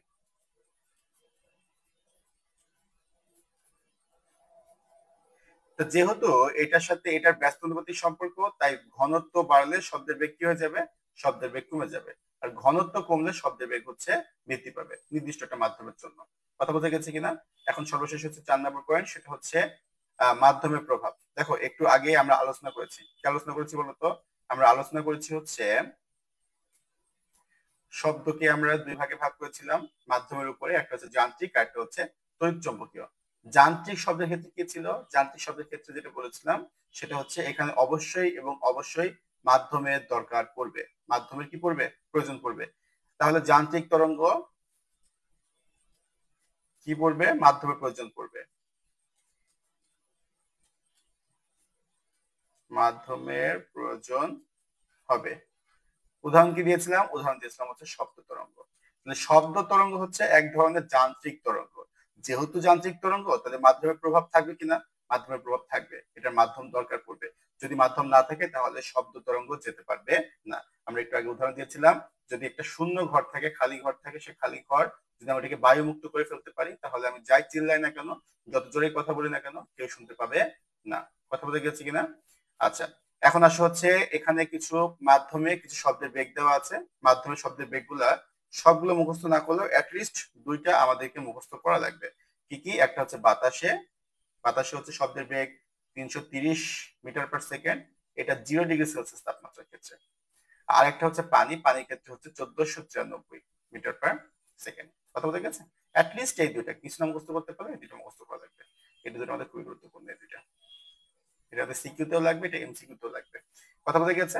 সো এটা একটু সামারি করি। আমরা বললাম হচ্ছে শব্দ তরঙ্গ। শব্দ তরঙ্গ হচ্ছে একটা বিশেষ ধরনের তরঙ্গ। এই তরঙ্গের ক্ষেত্রে শব্দের যে বেগ থাকে, সেই বেগ কিসের কিসের কারণে পরিবর্তন হতে পারে? নর্মালি তিনটা জিনিসের কারণে পরিবর্তন হতে পারে। কি কি? প্রথমটা হচ্ছে তাপমাত্রা। তাপমাত্রা বাড়লে শব্দের বেগ বৃদ্ধি পাবে। চাপের কোনো প্রভাব নেই, সো এটা বাদ। এরপরে আসে হচ্ছে ঘনত্বের প্রভাব। আমরা বলেছি ঘনত্বের সাথে শব্দের বেগের সম্পর্ক হচ্ছে ব্যস্তানুপাতিক, অর্থাৎ ঘনত্ব বাড়লে বেগ কমে যাবে, ঘনত্ব কমলে বেগ বেড়ে যাবে। সর্বশেষ বলছিলাম হচ্ছে মাধ্যমের প্রভাব। মাধ্যমের প্রভাব অবশ্যই আছে। কেন আছে? কারণ এটা একটা যান্ত্রিক তরঙ্গ। যেহেতু যান্ত্রিক তরঙ্গ, কাজে আমরা কি বলতে পারি? যান্ত্রিক তরঙ্গের ক্ষেত্রে মাধ্যম লাগে, তাই এখানে মাধ্যমের প্রভাব আছে। আর সর্বশেষ হচ্ছে দুইটা মাধ্যমে শব্দের বেগ কতটা মুখস্থ করবো। এক নম্বর হচ্ছে বাতাস। বাতাস মাধ্যমে শব্দের বেগ হচ্ছে 330। আর একটা হচ্ছে পানি। পানিতে শব্দের বেগ হচ্ছে 1493। আশা করি বন্ধু বুঝতে পেরেছি। এখন আসি আমরা হচ্ছে সবথেকে গুরুত্বপূর্ণ অংশ সিকিউ এর জন্য, সেটা হচ্ছে প্রতিধ্বনি। প্রতিধ্বনিটা আমাদের জন্য খুবই খুবই গুরুত্বপূর্ণ। এটা আমাদের আমরা এখন প্রতিধ্বনি প্রশ্ন করব। খুব ভালো মতো করে এই জিনিসটা বুঝবা।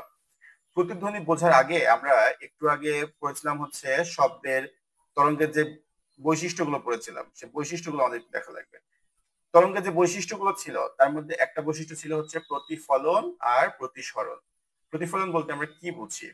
প্রতিফলন বলতে আমরা বুঝি যখন কোনো তরঙ্গ একটা নির্দিষ্ট মাধ্যম থেকে যাবে, কোন একটা সারফেসের উপর পড়বে, পরে সেটা কি করবে, আবার ওই মাধ্যমে ব্যাক যাবে, ওই মাধ্যমে ফেরত যাবে। এই ঘটনাটাকে আমরা বলি হচ্ছে তার প্রতিফলন। কথা বলে গেছে? যখন এটা শব্দের ক্ষেত্রে হয় সেটাকে আমরা বলি হচ্ছে প্রতিফলনের জায়গায় প্রতিধ্বনি। তার মানে কি? তার মানে হচ্ছে এটা একটা ধরো সারফেস, এখান থেকে আমি কথা বলছি, আমি এখানে একটা মানুষ দাঁড়িয়ে আছি, এখান থেকে আমি কথা বলছি, আমার শব্দটা এখানে যাচ্ছে, এটা আবার বাধাপ্রাপ্ত হয়ে আবার এখানে ফেরত আসছে। আমি এখান থেকে শুরু করছিলাম, এখানে ফেরত আসছে, যে মাধ্যম থেকে শুরু করছিলাম সেই মাধ্যমে ফেরত আসছে। তো এটা হচ্ছে এক ধরনের প্রতিফলন। আর আমরা শব্দের ক্ষেত্রে এটাকে বলছি কি? শব্দের ক্ষেত্রে এটাকে বলছি হচ্ছে প্রতিধ্বনি। কথা বলতে গেছে কিনা? ওকে। সো প্রতিধ্বনি সংক্রান্ত কিছু কিছু কথা আমাদের লাগবে। এখান থেকে ম্যাথ দিবে। এই ম্যাথের ক্ষেত্রে আমাদের দুইটা কথা জানলে পারে মোটামুটি শেষ হয়ে যায়। কি কি কথা? এক নাম্বার, কথা হচ্ছে একটি শব্দ, আমরা একবার লিখি দুইটি শব্দ, দুইটি শব্দের মাঝে কমপক্ষে 0.1 সেকেন্ড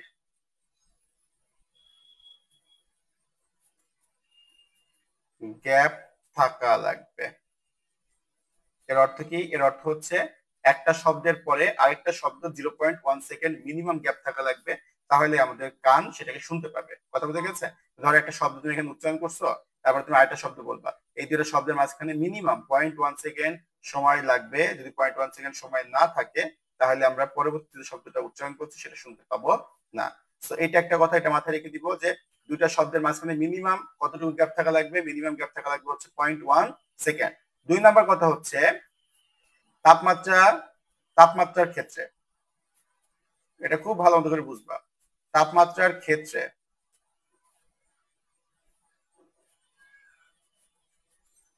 প্রতি ডিগ্রি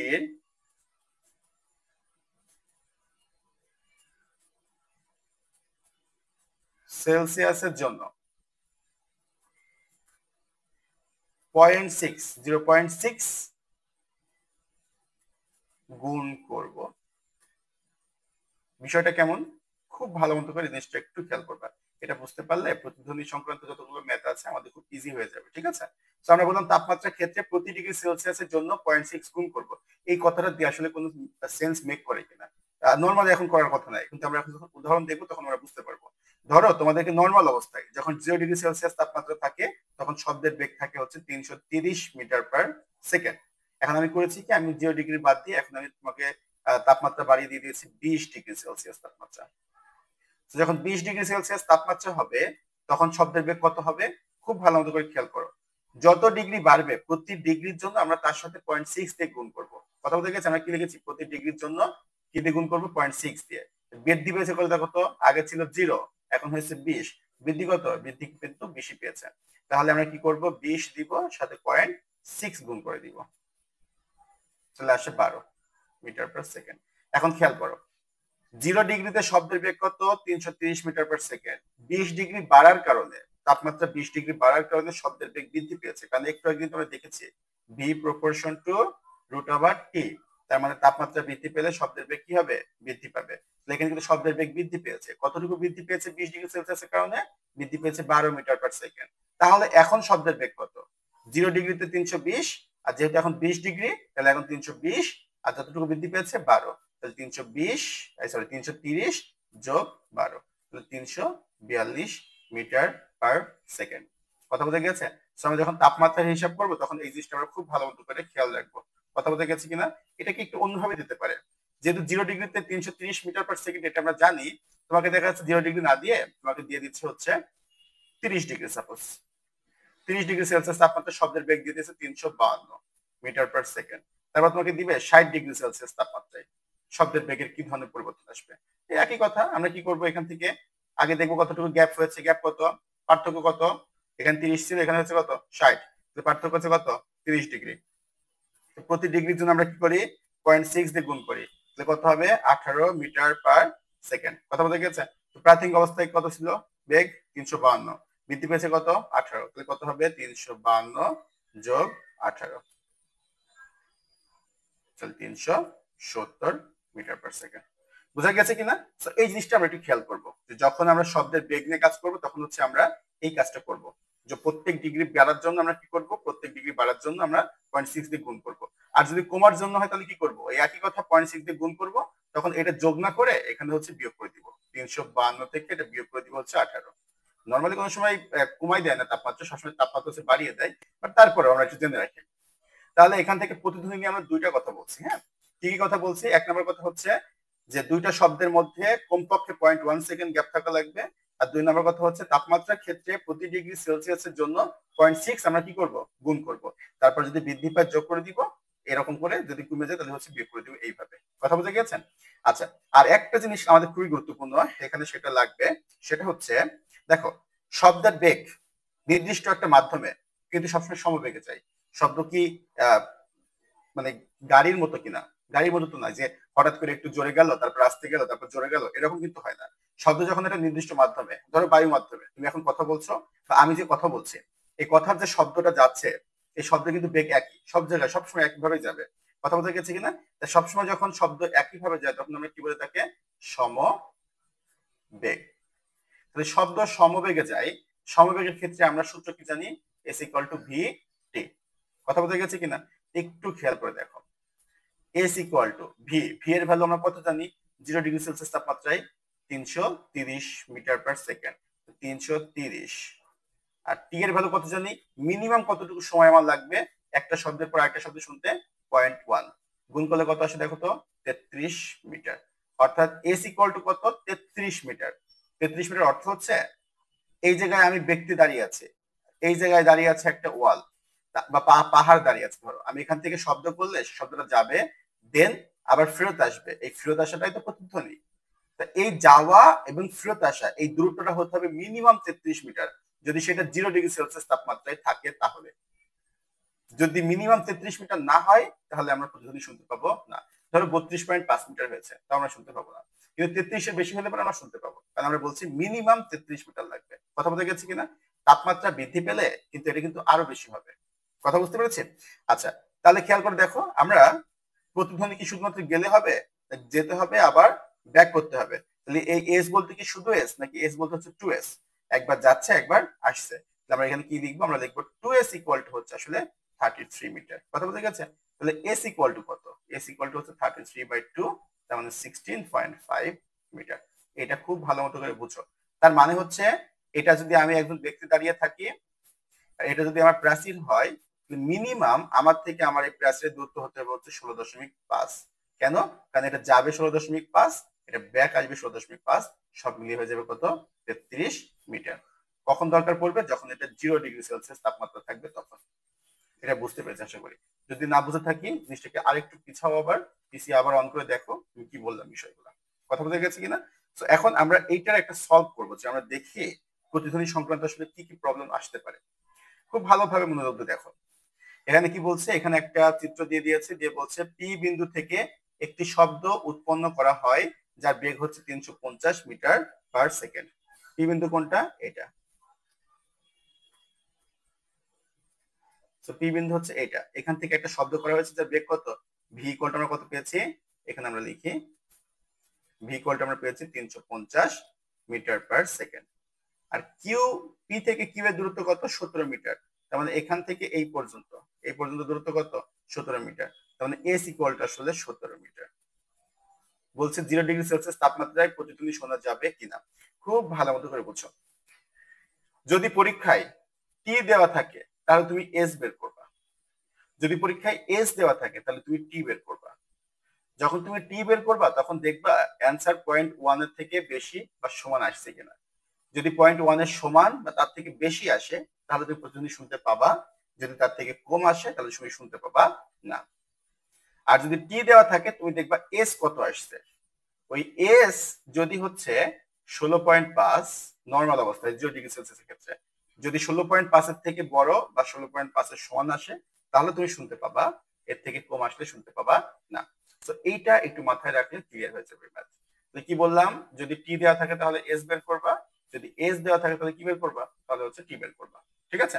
তো এখানে কি দেওয়া আছে দেখো তো, এখানে দেওয়া আছে হচ্ছে এস দেওয়া আছে 17 মিটার, আর দেওয়া আছে ভি আমাদের বলছে হচ্ছে 0°C তাপমাত্রায় প্রতিধ্বনি শোনা যাবে কিনা। কথা বোঝা গেছে কিনা? আচ্ছা, একটু খেয়াল করে দেখো।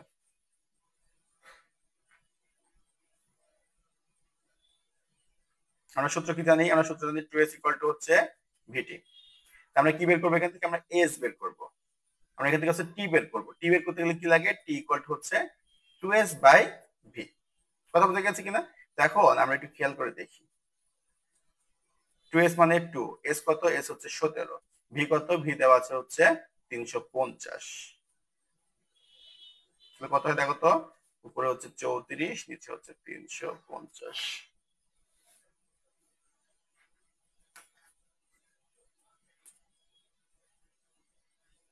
34 ভাগ 350, 0.97 আসছে, 0.097 সেকেন্ড।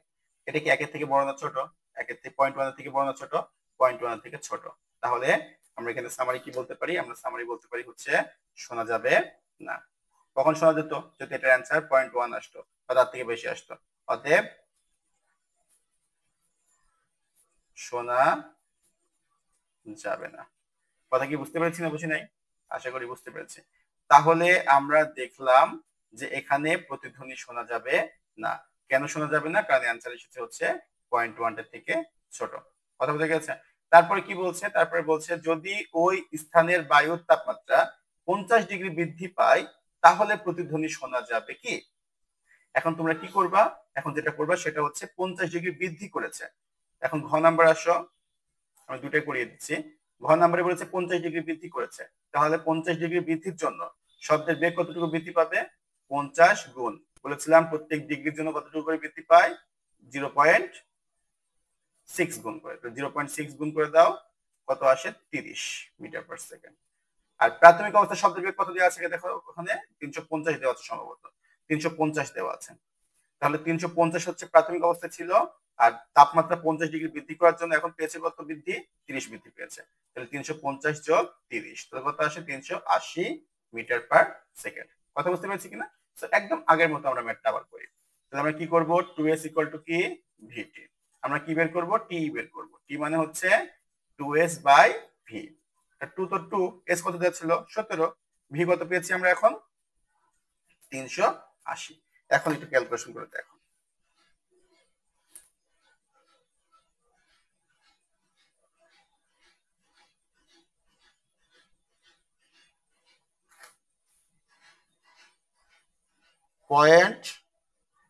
089। সো এখন এসেছে আরো কম আগের থেকে, তাহলে এখন শোনা যাবে না, এখনো শোনা সম্ভব নাই। এটা আসলে একটু কমন সেন্স খাটালেই আমরা বুঝতে পারতাম, ঠিক আছে? কারণ এটার সাথে টি এর সাথে ভি এর সাথে আর টি এর সাথে এটা কি সম্পর্ক আছে, এটা এটা আসলে ব্যস্তানুপাতিক সম্পর্ক করে। যত বেশি তুমি এটার টেম্পারেচার বাড়াতে থাকবা, তুমি দেখবা প্রতিধ্বনি শোনা আরো হচ্ছে কমে যাচ্ছে। কেন? কারণ তখন বেগ বৃদ্ধি পাচ্ছে। যাই হোক, আমরা এত জটিল না করি, আমরা কি দেখলাম? আমরা এখানে দেখলাম আমরা সময় কতটুকু পেয়েছি? আমরা সময় পেয়েছি হচ্ছে 0.089 সেকেন্ড, অর্থাৎ শোনা যাবে না। এখানে যদি প্রতিধ্বনি শুনতে হয় তাহলে তাপমাত্রা কি হচ্ছে কমিয়ে দিতে হবে। কথা বোঝা গেছে কিনা? অর্থাৎ বেগকে কমিয়ে দিতে হবে। বেগ কিভাবে কমাইতে পারি আমরা? তাপমাত্রা পরিবর্তনের মাধ্যমে। কিভাবে? কেন? কারণ আমরা একটা সূত্র দেখেছিলাম, এটা আমরা শেষ করে দিচ্ছি। আমরা সূত্র দেখেছিলাম হচ্ছে V proportion to root T, ঠিক আছে? যদি তাপমাত্রা বাড়িয়ে দাও তাহলে বেগ বৃদ্ধি পাবে, যেহেতু এখানে বেগকে কমাইতে হবে তাহলে তাপমাত্রা কি করা লাগবে? তাপমাত্রা কমিয়ে দিতে হবে। কথা বোঝা গেছে কিনা? যাই হোক, তো আমরা যদি ওই স্থানে বায়ু তাপমাত্রা 50 ডিগ্রি বৃদ্ধি করি তাহলে প্রতিধ্বনি কি হবে? প্রতিধ্বনি আরো শোনা যাবে না, আগে তো শোনা যাচ্ছিলই না, এখনো শোনা যাবে না। কথা বোঝা গেছে কিনা?